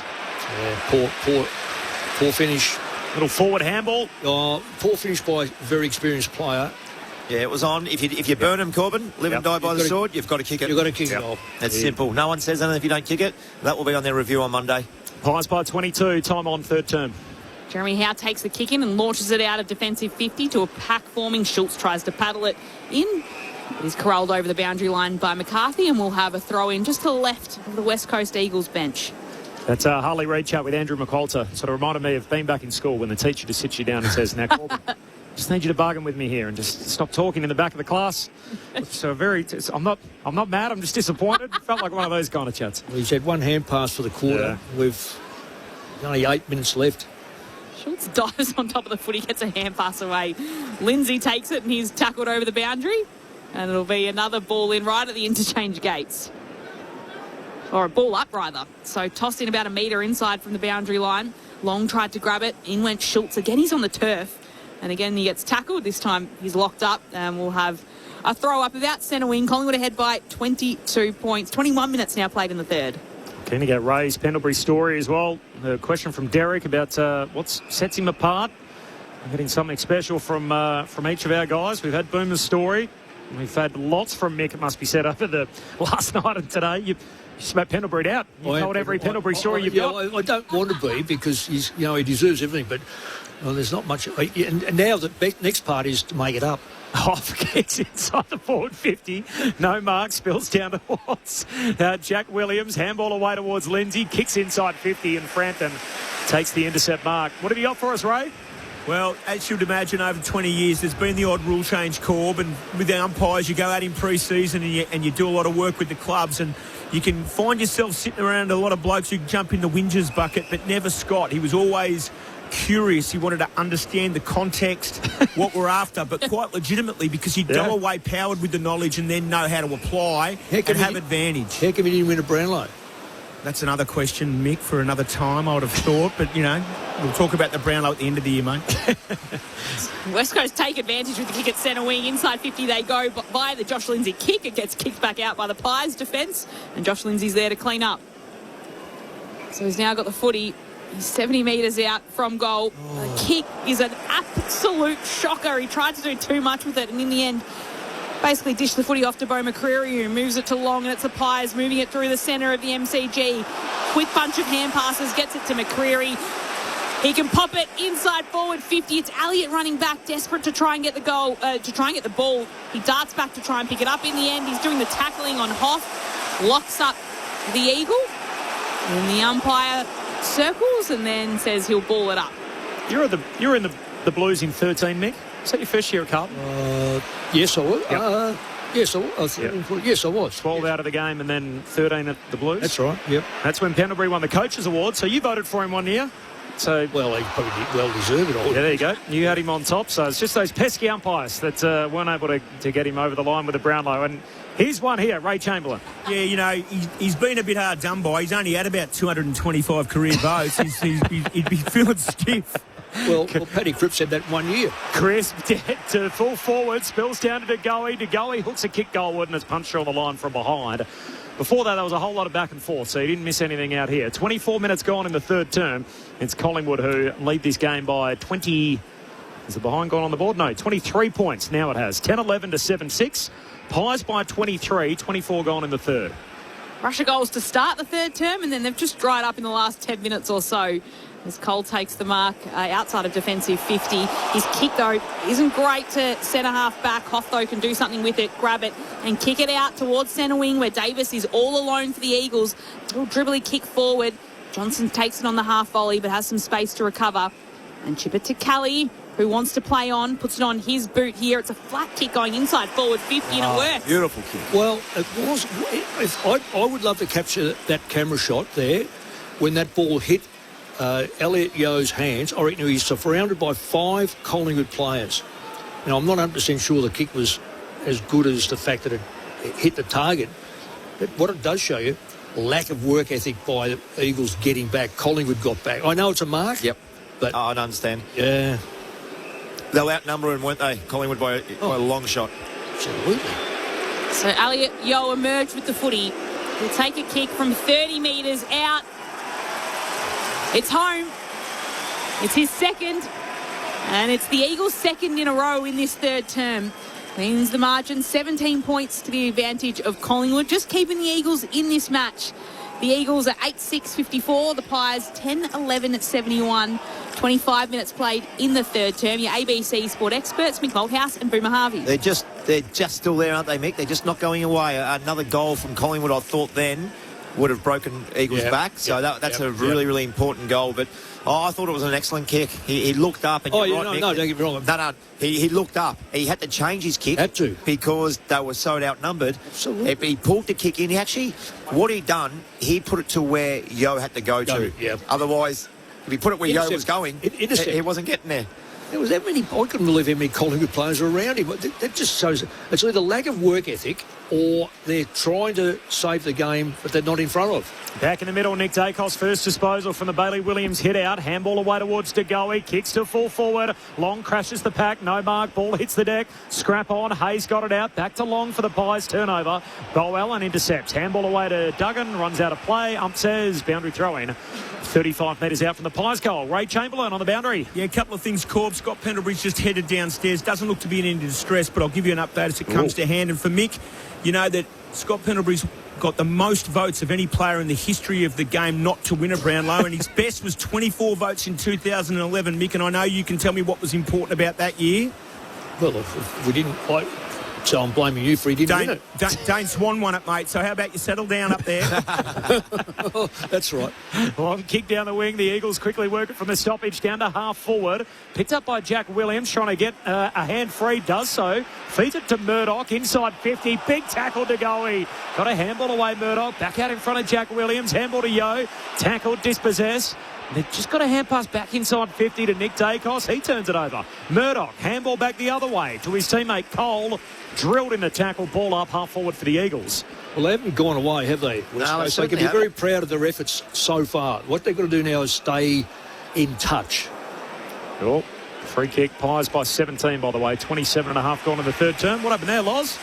I didn't see it. I had the binoculars out and I still didn't pick that one up. There's a umpire comes in. He was the out-of-zone umpire to say free kick for Quaynor, so we never got the restart. Doing much at the time. So Isaac Quaynor takes the free kick, kicks right down the wing. It'll be a turnover here as McCarthy steals it back for the Eagles. Hand pass to Young.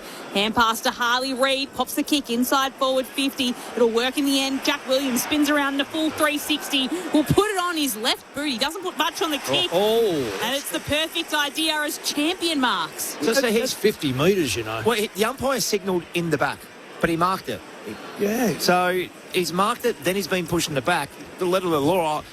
Razor, I'm not sure what you would have thought then, but... No, eagle eye there from you, Boomer, but what he needs is a delay between the mark and the push in the back to warrant a 50. So just the free kick. Doesn't matter anyway. Champion slots it. He brings up his second goal for the afternoon again, like Elliot Yeo did a few moments ago. And the margin that Collingwood is leading by is cut back to 11. 28 minutes played in the third term, and the Eagles are well and truly in touch here at the MCG. West Coast 9-6-60, Collingwood 10-11-71. Is that 3 in a row, Loz? Yeah. 3 in a row. Hadn't kicked back-to-back goals all day. Now they've got 3 in a row. On the back of Collingwood's 3 in a row? Yep. Yep. Yeah, okay. Yep. Pendlebury's back on the ground, by the way. Did he have any tags on his jumper, Ray, when he ran back out there? Just look unbelievable. Got the gold soles. They're doing plenty.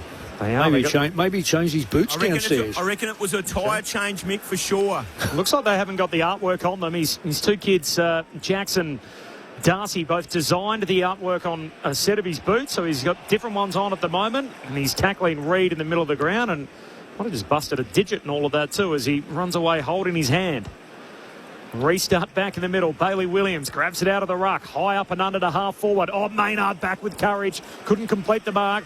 Volleyed forward out of midair by Murdoch. Scooped up by Boel and inside 50 for the Eagles. Hand pass back to Murdoch along the 50 line to Hoff. Tackled straight away. Attracts a crowd and a ball up. Half forward for the Eagles. They've got a pep in their step here. And the lads under the name of Wallach Marawa during Sir Doug Nicholls' round, the West Coast Eagles. They've kicked the last 3 in the game after falling 29 behind. It's Collingwood by 11. And from the ball up, it's Dersma that takes it, just skies the footy into the centre of the attacking 50. A holding free kick. Going the way of the Eagles. Yeah, he set himself up for the mark. Oh, I tell you what, not sure. He got grabbed, I'm not 100% sure it interfered with the play.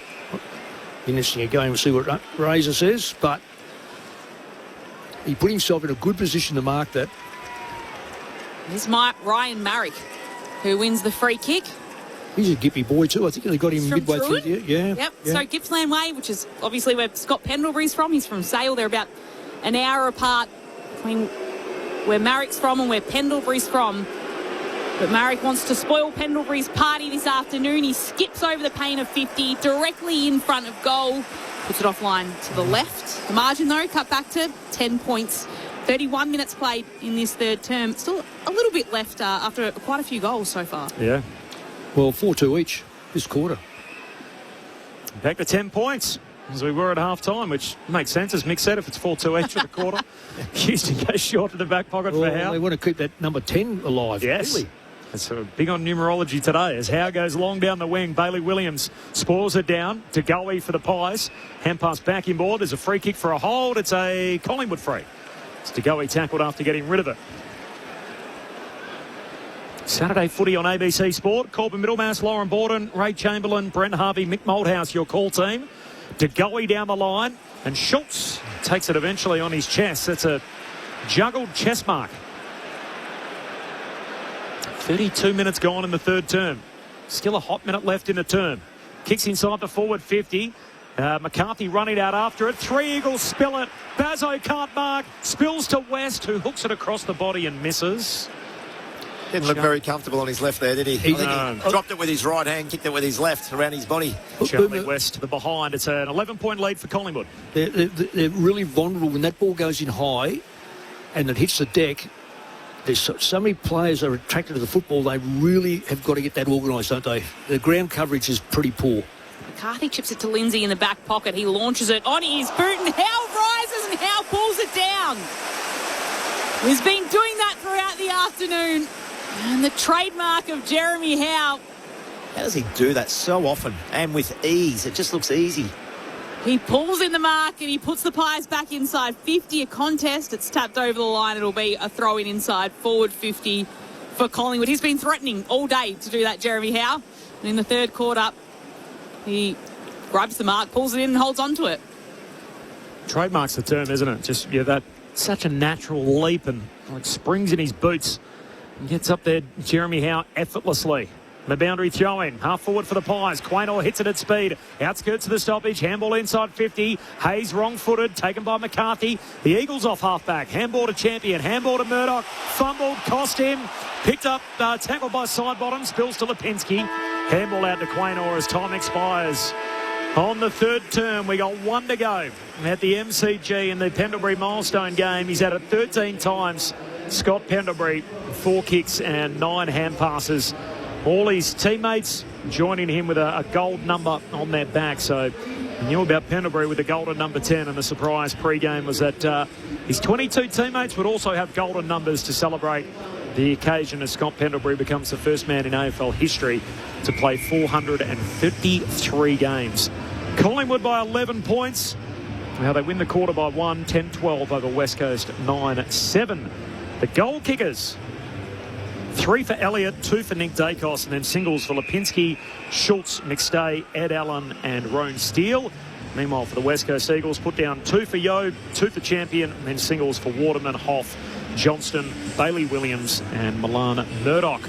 Off the SMS, Greg's from Heidelberg wants to know why Mick McGuan's name's not in the mix for the Carlton job. Fran says, thanks for the call.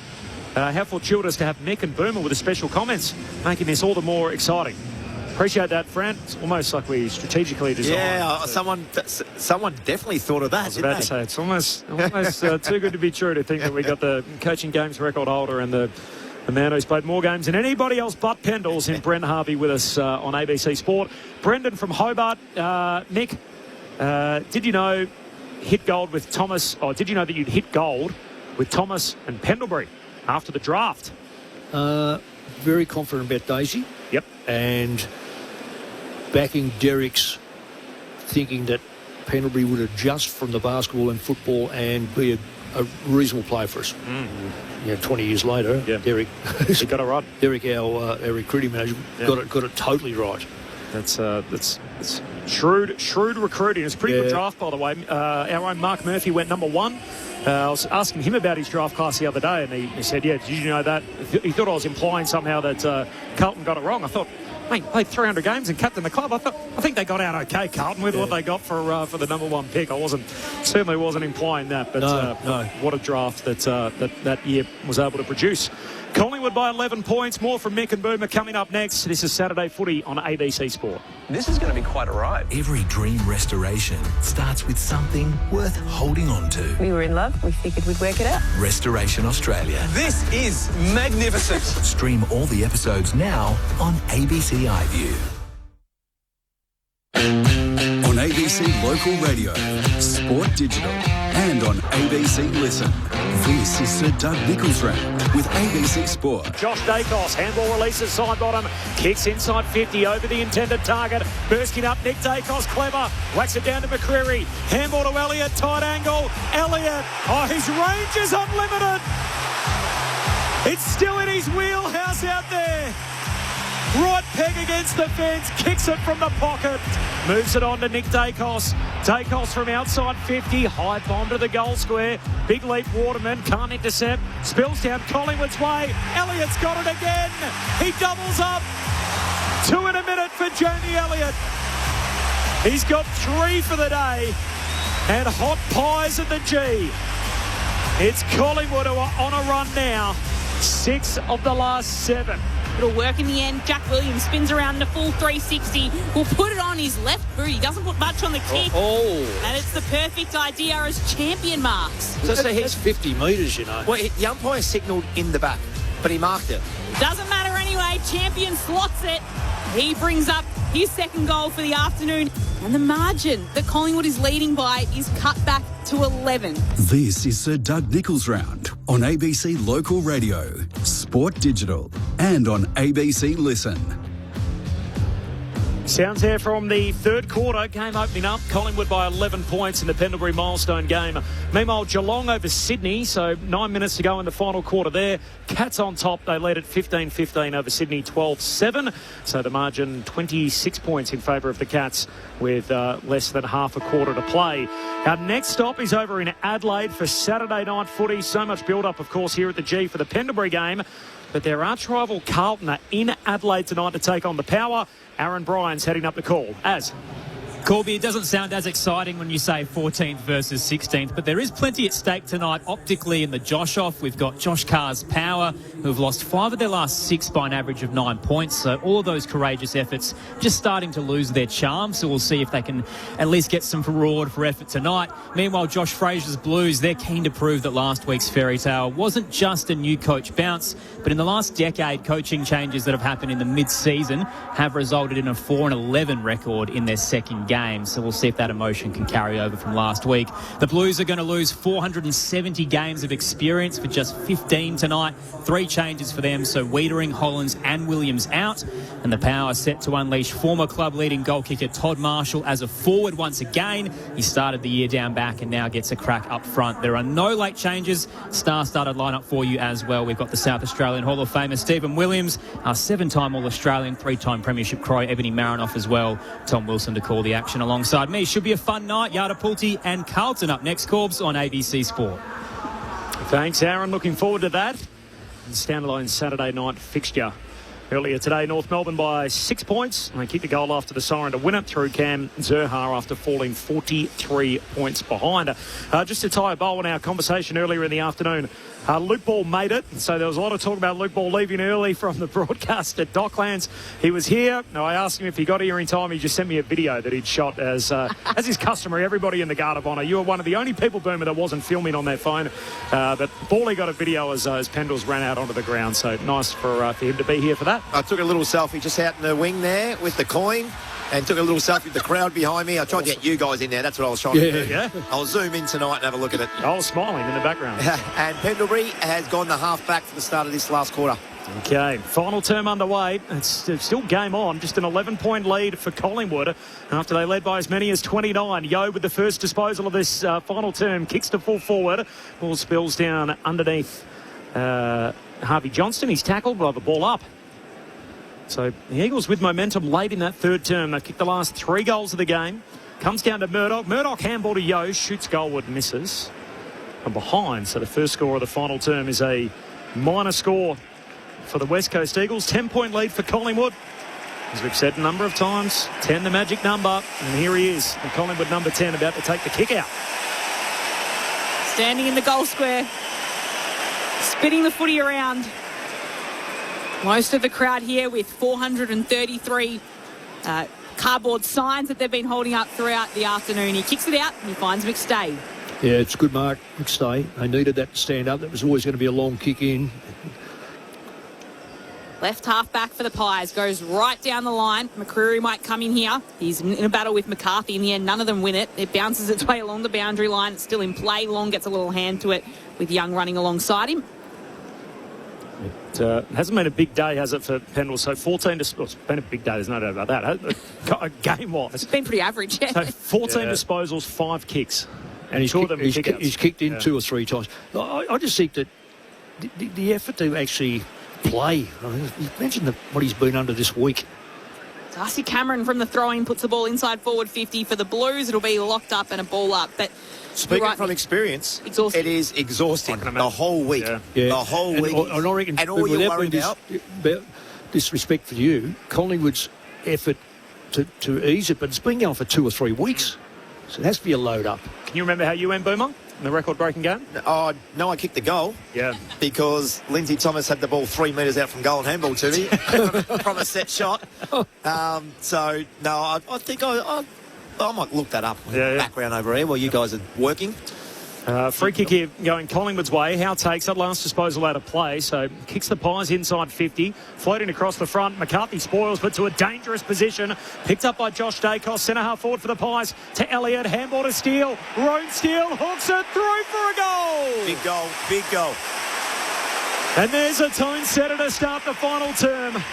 Roan Steele bending it through for his second. And Collingwood 11-12-78, West Coast 9-8-62, a 16-point lead for the Pies. Early stages in the final term. This is Saturday footy on ABC Sport.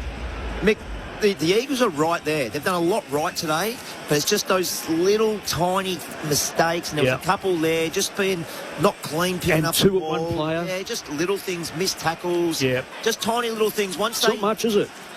It's a difference between a goal and not a goal. And it's the teams that make the least amount of mistakes usually win the game. Oh, that's come from the playbook of Len Smith. Right, okay. Well, I haven't read that book, but we're on the same page, which is nice. You are. But that's how it works. Yes. And the Eagles have made more basic errors than Collingwood today, hence why they're up on the scoreboard. Yeah, I agree.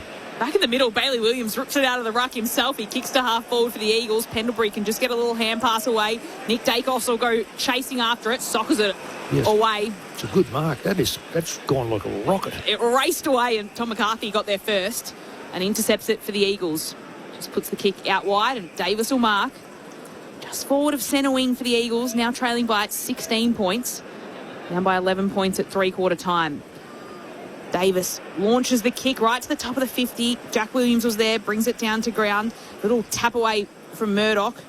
Pushes it through the legs of Yo in the end. It comes out the back. Reed's there, just keeps it in, weaves around 3 players, can get the hand pass away. It's picked off by Josh Dacos. He hand passes it out wide. West Coast Eagles players almost want to see it over the line. It bounces back in, and then Davis has to put the kick inside forward 50.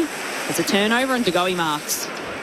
That's a difference again. Collingwood get players back in good position for that loose ball coming back in because they work hard behind the ball.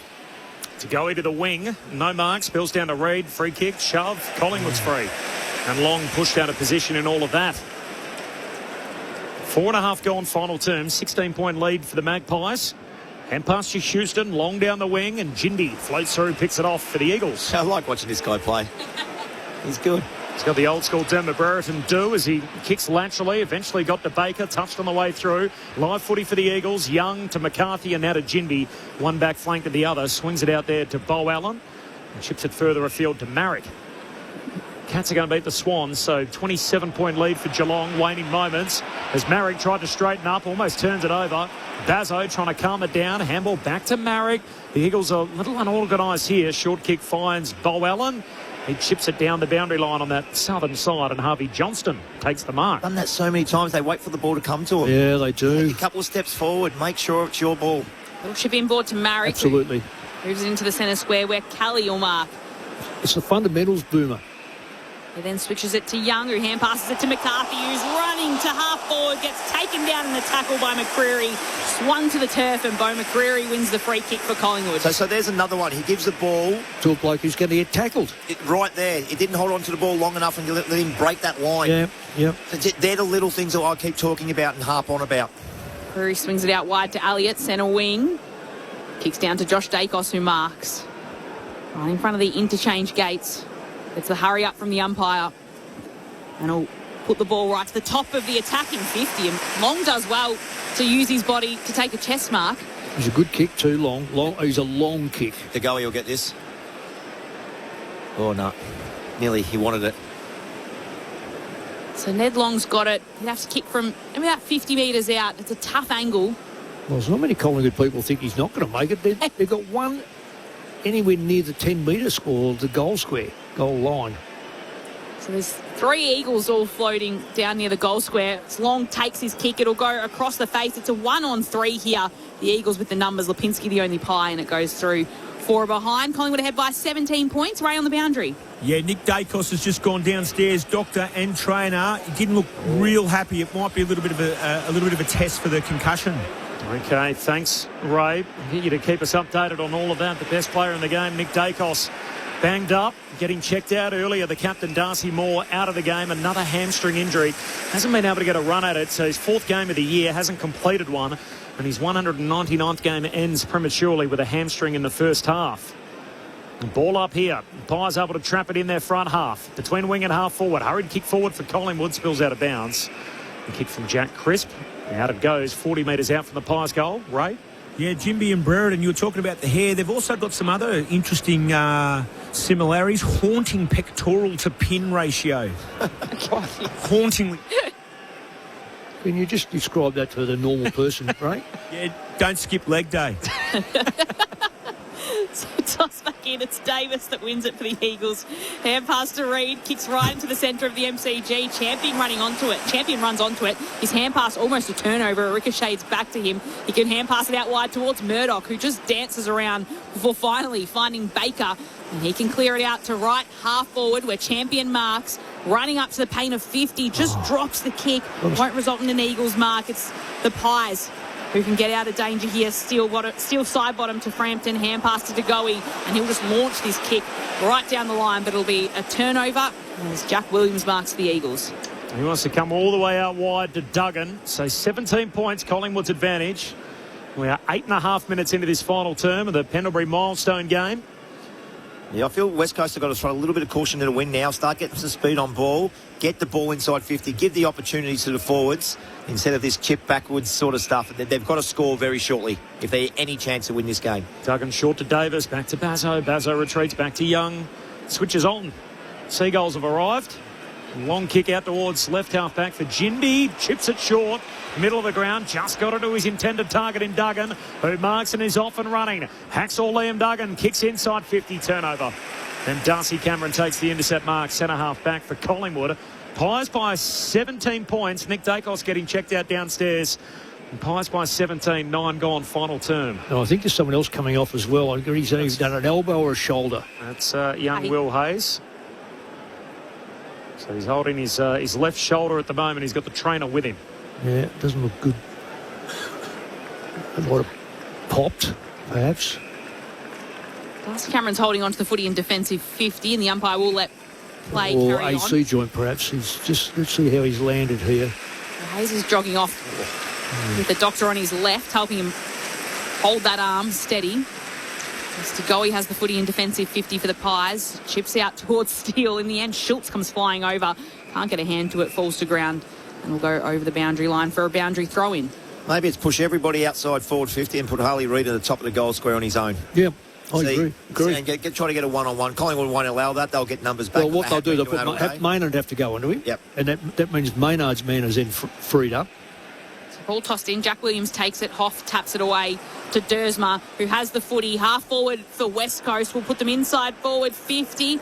Bounces off the top of Frampton's head. Down to Houston. Down to Pendlebury. Gets a quick hand pass away. Chris almost overruns it. Then he gets a little knock from Yo. Footy still in the hands of the Eagles. Davis takes it. Hand passes it across to Reid. Hand passes it away. It's a free kick to West Coast. And to Harley Reid, who got taken a little high. He chips it out wide to Davis. Sees he's got some space to play on. He might go all the way here. Davis had a lot on the kick. He almost made the distance, but it falls just short. It's a minus. He marked that football and didn't go. Well, Reid didn't look inside the front 50. He had a target 20 metres in by himself inside front 50. He turned his back on it. Gee, two Eagles collide in the air, and Davis hits the deck hard. He's slow to get himself back up. The Eagles win the footy anyway. High half forward. McCarthy hand pass away towards Bazzo. Kicks deep inside 50. Off the pack. Spills to Cole. Handball away. Snap Colwood. Oh, it's missed. Johnston jams it on the boot. Wrong side of the post. He got fed. And it just, in fact, clips the post on the way through. It's a minor score. And the Eagles, who are right there, just can't get that next goal. Collingwood by 15. Ray Chamberlain on the boundary. It's all happening your way. It certainly is. And for the 93,000 fans here and anybody else who's listening on ABC Radio, Nick is back. He looks fine. Good news. And Scott Pendlebury brings it back in, as you would have heard from the cheer. And Jack Williams, though, will intercept the footy for the Eagles. And he's lucky Mickey marked that because he did the body work early and the umpire was just about to play the free kick. He puts the Eagles back inside forward 50 into the forward pocket. Schultz goes in after it. He might have been held without it. He was. And Lockie Schultz will win the free kick for the Pies. They're up by 15 points. Getting their players back well, Collingwood. Really well. The Eagles have been pushing in the last few minutes as Schultz dumps the footy on his boot. McStay was around. Cameron was there. The ball spills to ground. Bo Allen takes it for the Eagles. Hand passes it to Jack Williams. His hand pass a turnover over as Darcy Cameron takes it. Kicks down the line and Jimby can collect. Goes back to Duggan. West Coast with the footy. They've got a lot of possession here. Haven't been able to make it translate on the scoreboard. He gives it back to Lindsay, who butchers it, kicking across the half-back line. Lindsay just got it away to Marrick in the end, but had to collect it on the bounce. Kicks down the wing to Hoff. Yeah, I might groan a bit, but that's the captain of the club, being the most experienced player. Hoff running the gauntlet. Handball to Marrick. Got it back. Tackled. Just got a hand pass away. Turns it over. Side bottom for Collingwood. Sweeps a handball middle of the G. Maynard has a fumble. They're sweating on him. Got it away to Pendlebury. Pendlebury's hand pass. Trying to get it back to side bottom unsuccessfully. The Eagles work it out. Reid extracts it to Johnston by hand. Handball to Murdoch. Now at half forward. Handball to Shanahan. Hand pass to Jack Williams. Snaps outside of the right boot. Waterman free. Handball to Yo. Yo bangs it through. They had to get it all the way to the line, almost like in rugby union. And he bangs it through from the goal line for a major. And now the Eagles have got it back to single digits. They walked it in. Collingwood 11-13, 79. West Coast with a bit of momentum, 10-10, 70. 9 points, Collingwood's lead, 14 gone final term. Nick Malthouse, Brent Harvey on ABC Sport. Well called, Corby. That was well called because they overdid it, Mick. They overdid it by hand. They needed 6, 7, 8 times to beat the Pies. They finally got it on the goal line, like you mentioned, nearly a try. but they made it hard work. And that was because a couple of fundamental handballs didn't hit their targets. Exactly. They were looped in the air, gave the Collingwood players time to press against them. Shorter, sharper.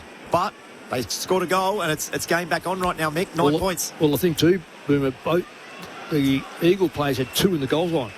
They did, yeah. So Waterman and... So somehow or another, one of the Collingwood players hadn't worked back hard enough. Back in the middle, Reid takes it, slips over, recovers, and shoves it on his boot to get it to half forward, still side bottom. Oh, who other? That was, again, like a rocket. That's a really good steadying mark. Jumps in front, clunks the mark, and chips it out towards De Goey at right half back for the Pies. Little chip forward to Lipinski.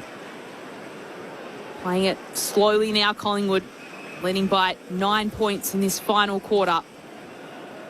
Lipinski will put it down the wing to a pack that'll form. Ginby has front position, juggles the mark 3 times, and eventually holds it as he's falling to the ground.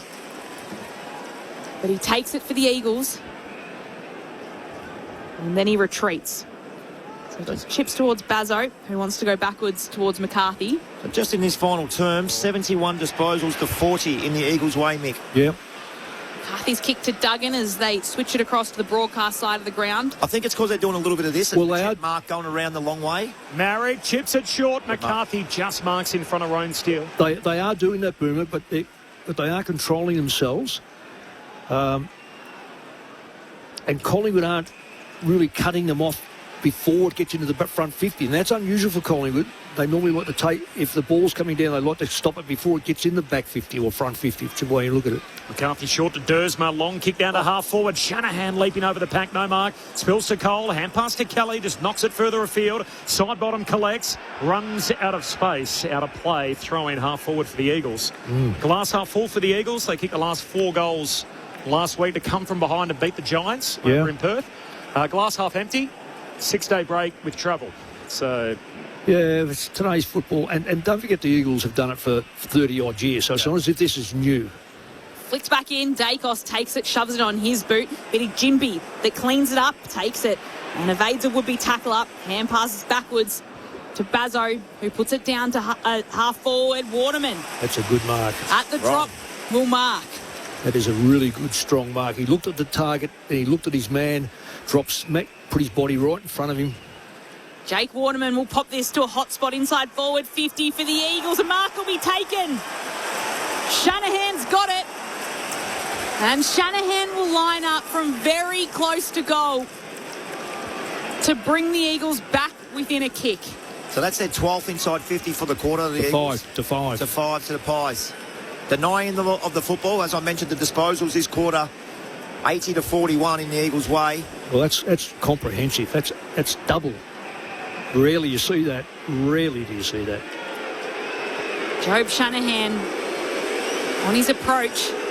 The rising star in the Eagles' forward line. Makes no mistake. And the Eagles are out to ruin the party of Scott Pendlebury, and they're edging closer. They trail Collingwood by 3 points 17 minutes into this final term. It's the Eagles 11-10-76. It's Collingwood 11-13-79. Saturday afternoon footy on ABC Sport. Boomer, that kick in there, if it wasn't marked by him, Big Williams was down there as well. This is where Darcy Moore has really missed, because one of the things that Darcy can do is get a big jump and have a smash it. He might trail players in, but when that ball sits in the air, he's all over it.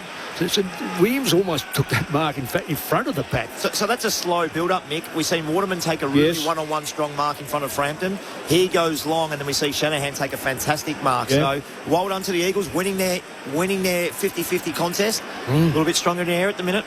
The other team in your favourite sports movie is making a move. They're within 3 points, the West Coast Eagles. Back in the middle, Hoff tackled by Crisp. Ball up middle of the G. And the Pies trying to go up a notch here to get a victory in Pendle's milestone game. 3 points Collingwood's lead. They've led all of the second half. Ed Allen extracts it at the restart. Kicks inside 50. Elliott trying to turn his opponent inside out. The ball beats he and Young to the boundary line, and a throw-in. Full time in Geelong, by the way. Geelong 15-17-107. They beat Sydney 12-8-80. So 27 points the final margin. The Cats over the Swans. Here it's a 3-point lead for Collingwood, but the Eagles have kicked 5 of the last 6. Pies hanging on. McStay takes it out himself from the throw-in, and he scores. He has the quickest reply. And the MCG erupts as well. Dan McStay kicks 2 and perhaps steadies things a little for Collingwood. Down to 3 on the bench. They're leading by 9. 12-13-85 Collingwood. West Coast 11-10-76. 19 minutes played in the final term. Well, it's a good goal in the end, Mick. It was against your man, Bailey Williams. Yeah, it was well. too. That's what I was thinking. If he did it, he's going to do it against the young Williams, but he actually moved Bailey Williams right out of the way. It was a beautiful finish. Yeah. We just spoke about Nick Dacos kicking a packed goal off 1 or 2 steps. He did exactly the same then from the ruck work. Well done, McStay. Very, very important time of this game.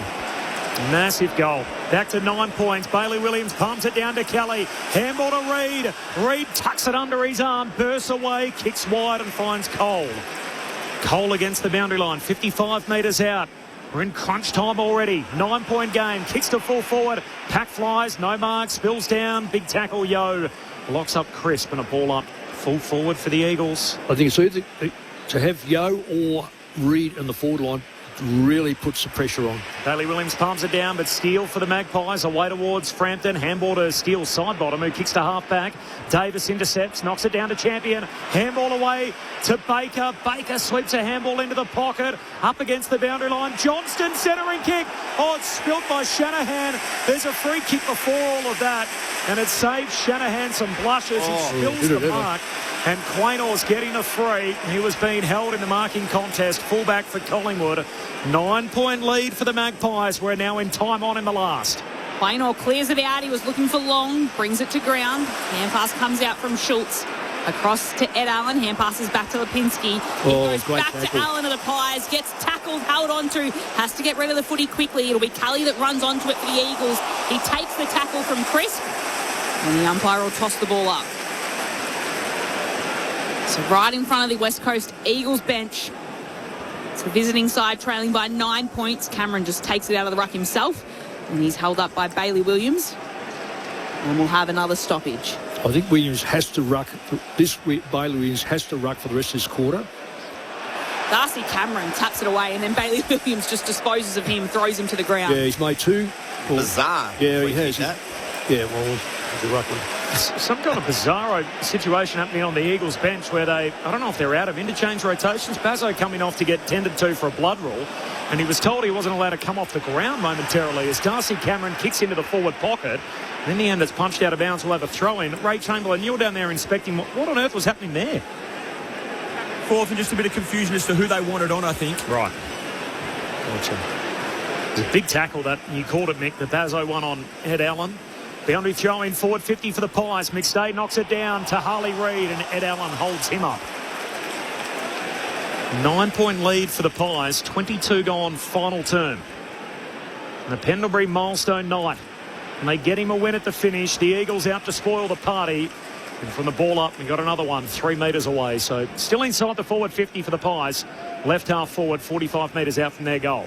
Bailey Williams' little tap goes straight to Lipinski. Hand passes it to Josh Dacos. Overruns it, can pick it up. Hand pass to Lipinski. Hand pass to Elliott, 52 metres out from goal. Gets it to Schultz. He might deserve a free kick. He hand passes it to Nick Dacos, who plays on. And surely that's the winner that allows this crowd to celebrate. Nick Dacos has 3. And the crowd erupts. The cheer squad at the city end waves their flags. And all those in black and white are starting to sense that they might be able to celebrate game 433 of Scott Pendlebury with the 4 points. That was just a, you know what? This game's in the balance. I got you. I've got you. That was... He's a good player. Hasn't had much. I'm not. What's his possessions? I mean, I say haven't had much for him. He's now kicked the 3. That's so the he's big got part of it. 33 and is that 3 goals 33? too, Okay. with 14 score involvements. But as you said, it's not impactful like we're used to. I haven't seen. I thought, he's ripped this game apart other than his goals. And yet it's a stat line that reads phenomenal. Good an afternoon you could hope for. Pendlebury out of the middle. Handball away towards Tagoe. Kicks inside 50. Elliott. Awkward landing as he came back down. Really bad landing. He's hyperextended his left knee on the way down. He's immediately clutching at it. Straight away. So this is going to take some of the gloss off it immediately as Collingwood had a real pep in their step. Elliott grabs at his left knee. It was straight leg. I hate when they land straight leg because you know the pressure that goes right through that leg ends up taking the easier choice route, which is the knee. It's the same spot on the ground, and they immediately call for the stretcher. It's the same spot on the ground where he kicked that goal after the bell to beat Essendon. And every Collingwood fan, as they were that day, standing behind him right in the kick home. They're standing for all the wrong reasons now in the rows in front, and now there's a melee, and the umpires are powerless to stop this. I just want to... I hope I'm wrong, but as he hit the ground, the knee marginally went inside. Yes, and you're right. when that... This is really dangerous here, Nick. So there's a melee, and they're getting very close to where the injured player is lying on the ground in Jamie Elliott, and the umpires can't restart play to stop the melee. I just hope that West Coast, they're a young side, hope you have respect for a player that's on the ground. You move away from that. You get well away, and Collingwood players should be together. West Coast players should be together. The cart had to come to a full stop then because... Yeah, it's stupid. The cart literally stopped because it was going to hit players. The umpires have done a great job here. They're doing their very best to try and shepherd the injured player. And Jamie Elliott, who's just taken a mark at left half forward, it appears to have hyperextended his left knee upon landing. And then a melee's broken out between the two teams. And only now they're separated from one another. But they were almost... had to stampede onto Elliott, who's got the trainers around him at left half forward. Game is paused. 25 and a half gone in the final term. Collingwood by 15. West Coast have been so plucky. They got within 3 points after the Shanahan goal. The Pies have kicked the last 2 just to steady things up, including a spectacular running goal from Nick Dacos. Received in the pocket, arced back inboard, hooked it through to ensure that Collingwood would be celebrating a win. And some of the gloss is coming off it here. Darcy Moore's done a hammy, suspected shoulder/collarbone for Will Hayes. Both out of the game, and now Elliott's been stretchered off with a left knee injury. They all got together, Collingwood players all got together, and there's one speaker, Scotty Pendlebury. He had them there for a good 30, 40 seconds there. Yes, he did. Before Braden Maynard came in and said a few words, but most of it was Scott Pendlebury talking to the team. Unfortunately, and again, Mick, no doctor, you're right around the landing part of it where the knee came inside. Once you move inside. And it doesn't, and he grabbed straight away. Grabbed straight away. Yeah, I've seen so many. Sometimes when you come down like that and it does hyperextend, you squeeze the hell out of your fat pad in the front and you have bones hit each other, you get bone bruising. When there's that slight movement, you hate that because you just know that the ligament has been really stressed. Really stressed. So your fear, Mick? Oh, my fear is ACL. Only because we watched it again as he hits the ground and the knee moves slightly inside. Not good signs. That's awful. So Jamie Elliott makes his way off. He's played 206 games with Scott Pendlebury in his 230-game career. And before he gets the chance to celebrate, he's been stretched off in the last 4.5 minutes. So Lachie Schultz is going to take the free. And the Medicab was called for almost immediately upon assessment from the trainers that got to him. And every Collingwood player runs over to give him a tap on the way out. He's 33 years of age. He's coming off a career year. Last year he was in the broader squad in the All-Australian team. Yeah,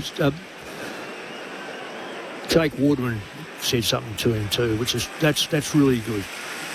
As a fellow player, if it's a knee like with maybe, it could be 12 months. At his age, you go, it's not a good time. Darcy Moore looks like he's seen a ghost on the Magpies bench. He looks horrified as he's watching the stretcher and the Medicab make its way off the ground.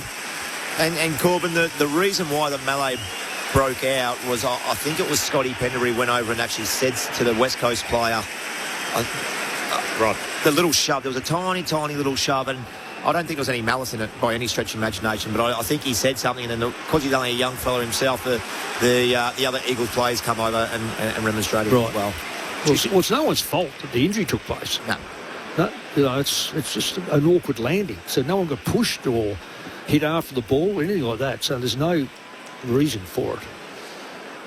The fans in the block beneath us, right behind Lachie Schultz, they're all on their feet here, and the 90+ thousand, all in black and white. Schultz on his way in. The drop punt from the tight angle fades through for a behind. Looked good off the boot from there, Corbin. It didn't it? Would have been the ultimate homage to Jamie Elliott had he knocked it through from out there.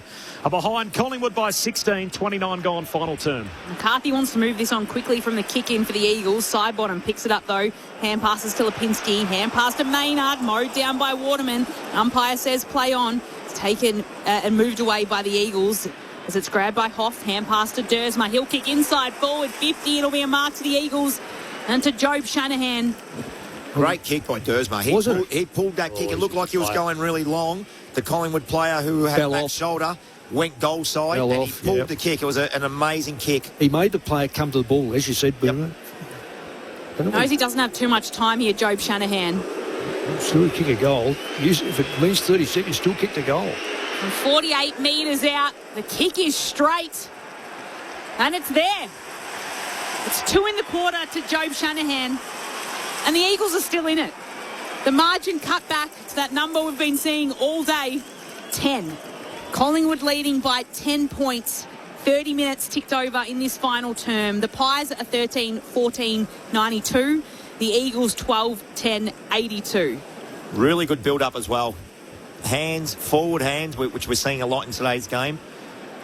And again, spoke about that Dersma kick. Just pulled the kick really well.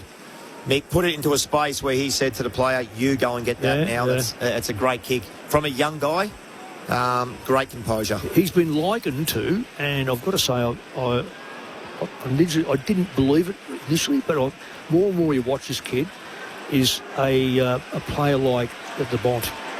A bit of a loper, but beautifully balanced. 3 minutes to go. The Eagles close enough, if good enough. And there's going to be a free kick here. It's going to Bailey Williams for a ruck infringement.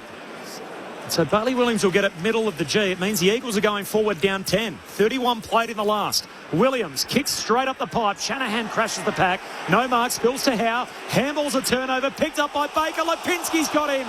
Tackled. Holding the ball. And a free kick for the Magpies and Lipinski to take it. And it's going to come back to centre half back. No, I think Crowd posted, by the way, 90,028. So 90,028 is the final attendance. That's a massive crowd, isn't it? It's testament to when this game would have been 40,000 had it not been the record, honestly. Lipinski out to half-back. Jimby in the pack. Spills down towards De Goey. He's crunched by Jimby. Ball up between wing and half-forward. He's a good player, Jimby. I know they got him as a tall mid. Yeah. He just attacks the ball. High half-forward for the Eagles. 70 metres out from their goal. Down 10. Final 3 minutes. Tossed up. Chris takes it away. Hand passes it to Schultz. Little hand pass he sends. Will end in a stoppage. As Dersma ends up doing the tackling on West. And there'll be a ball up at centre wing. Flicked up. Bailey Williams gets a little tap out, then Dersma takes it. It's knocked out of his hands by De Goey. Allows it to get to Schultz, who powers this kick on his boot. Gets as much distance as he can. Inside forward 50. Bounces out of bounds. Throw in. West Coast players want deliberate. It's gone 78 metres. Yeah. And it's inside the arc. So well played in the end for Schultz to get a ball in inside forward 50 for the Pies. Yeah, inches are valuable. They're up by 10 points late in this match against the Eagles. Bailey Williams taps it down to Duggan. He's taken in a tackle by Schultz and McStay. There'll be another ball up inside forward 50 for the Pies. Up by 10. Sorry, can I just say for our listeners, you should see Scott Pendlebury at the moment. He is directing the traffic like he's a policeman. Unbelievable. Hasn't been a huge day for him personally, but he gives them so much out there as the clearing kick from Bailey Williams marked by Darcy Cameron, his opposing ruckman. He'll get this. Yep, there it is. He gives it off by hand to Scott Pendlebury. And his record-breaking afternoon, his 19th disposal, just his 7th kick. He goes back to Howe, who takes the mark, and a short kick away to Maynard. Attendance posted on the big screen. We're inside the final 2 minutes. Collingwood by, you guessed it, 10 points, the margin. And the golden number 10 on the back of Scott Pendlebury. Contest kick down the wing. Punched away into the path of Yo. Yo tackled, dispossessed, got it out to Hoff. Eagles are going to go. Jinby, hand pass away to McCarthy, back edge of the centre square. Thumps it on his boot. It won't go very far, although Howe in the end can't take the mark. Cole comes in, bashes it away from him, but it is the Pies that'll emerge. Quaynor to Pendlebury, back to Quaynor, back to Maynard. Still in defensive 50, chips it out towards Crisp, who holds on to it. Left half back for the Pies, then gets told to play on. Hand pass to Quaynor. He'll just thump it on his boot. A spiralling kick right to centre wing. It will be a mark to Young, not quite. He couldn't hold on to it. Cameron on his hands and knees. Can hand pass it across to Schultz. Hand passes it to McCreary. He puts it in the path of McStay. Left half forward, all alone, mowed down by Duggan. Free kick to the Eagles. Eagles are going to go. Handball away towards Baker. He's co-captain to Marrick. Back to Baker, to Kelly. Free kick's coming back to Baker. He was dealt with after getting rid of it. Tick, tick, tick, tick, tick. As the seconds come off the clock, it's going to be a free for Kelly after all that for downfield. Down to 20 seconds left in the game. 10-point match. Kick from Kelly out to half forward. Quaynor knocks it away. Down to Cole. Hits it back in the other direction to side bottom to Quaynor, to Nick Dacos, all by hand. To Houston, to Darcy Cameron. Handball to Chris. Goes back to Quaynor. They're in the phone booth. They work it out. Sweeping hand pass down the wing. Kind bounce for Schultz. 10 points. 10 points. And how about it? The magic golden number 10 as the game's greatest ever servant. The gold standard of longevity. Scott Pendlebury celebrates his milestone with a 10-point win. It's cosmically perfect. Collingwood by 10 points. See the barricades are shouting as all barricades should. Oh, the premierships are cake for the good old Collingwood. All the talk about the gold number 10 for the now outright games record holder Scott Pendlebury. Game 433. 4 plus 3 plus 3 is 10. The final margin's 10. The day's all about him. And Scott Pendlebury gets to celebrate his big day at the G. West Coast by 2 at quarter time. Collingwood by 10 at the half. By 11 at three-quarter time.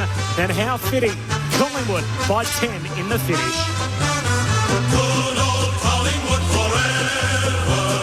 They know how to play the game. Side by side they stick together to uphold the Magpies' name. See the barricades are shouting as all barricades should. Oh, the premierships are cakewalk for the good old Collingwood. They gave it a good crack, the West Coast Eagles. Wallach Marilla for Sir Doug Nicholls round. Collingwood's goal kickers, 3 for Jamie Elliott, 3 for Nick Dacos, 2 for McStay and 2 for Roan Steele. Singles for Lipinski, Schultz and Ed Allen. Meanwhile for West Coast, 3 for Elliott Yeo, 2 for Shanahan and 2 for Champion. Singles for Waterman, for Hoff, for Johnston, Bailey Williams and Milan Murdoch. So Collingwood by 10 in front of over 90,000. It was a win that came at a cost, it must be said. Looks like a catastrophic knee injury for Jamie Elliott in the final quarter with an awkward landing where he straight-legged it on the way down with his left knee buckling underneath him. He was stretched off the ground with 5 minutes to go. Darcy Moore didn't make it out of the first half with another soft tissue injury. He did his hammy. And Will Hayes also with a collarbone concern for Collingwood.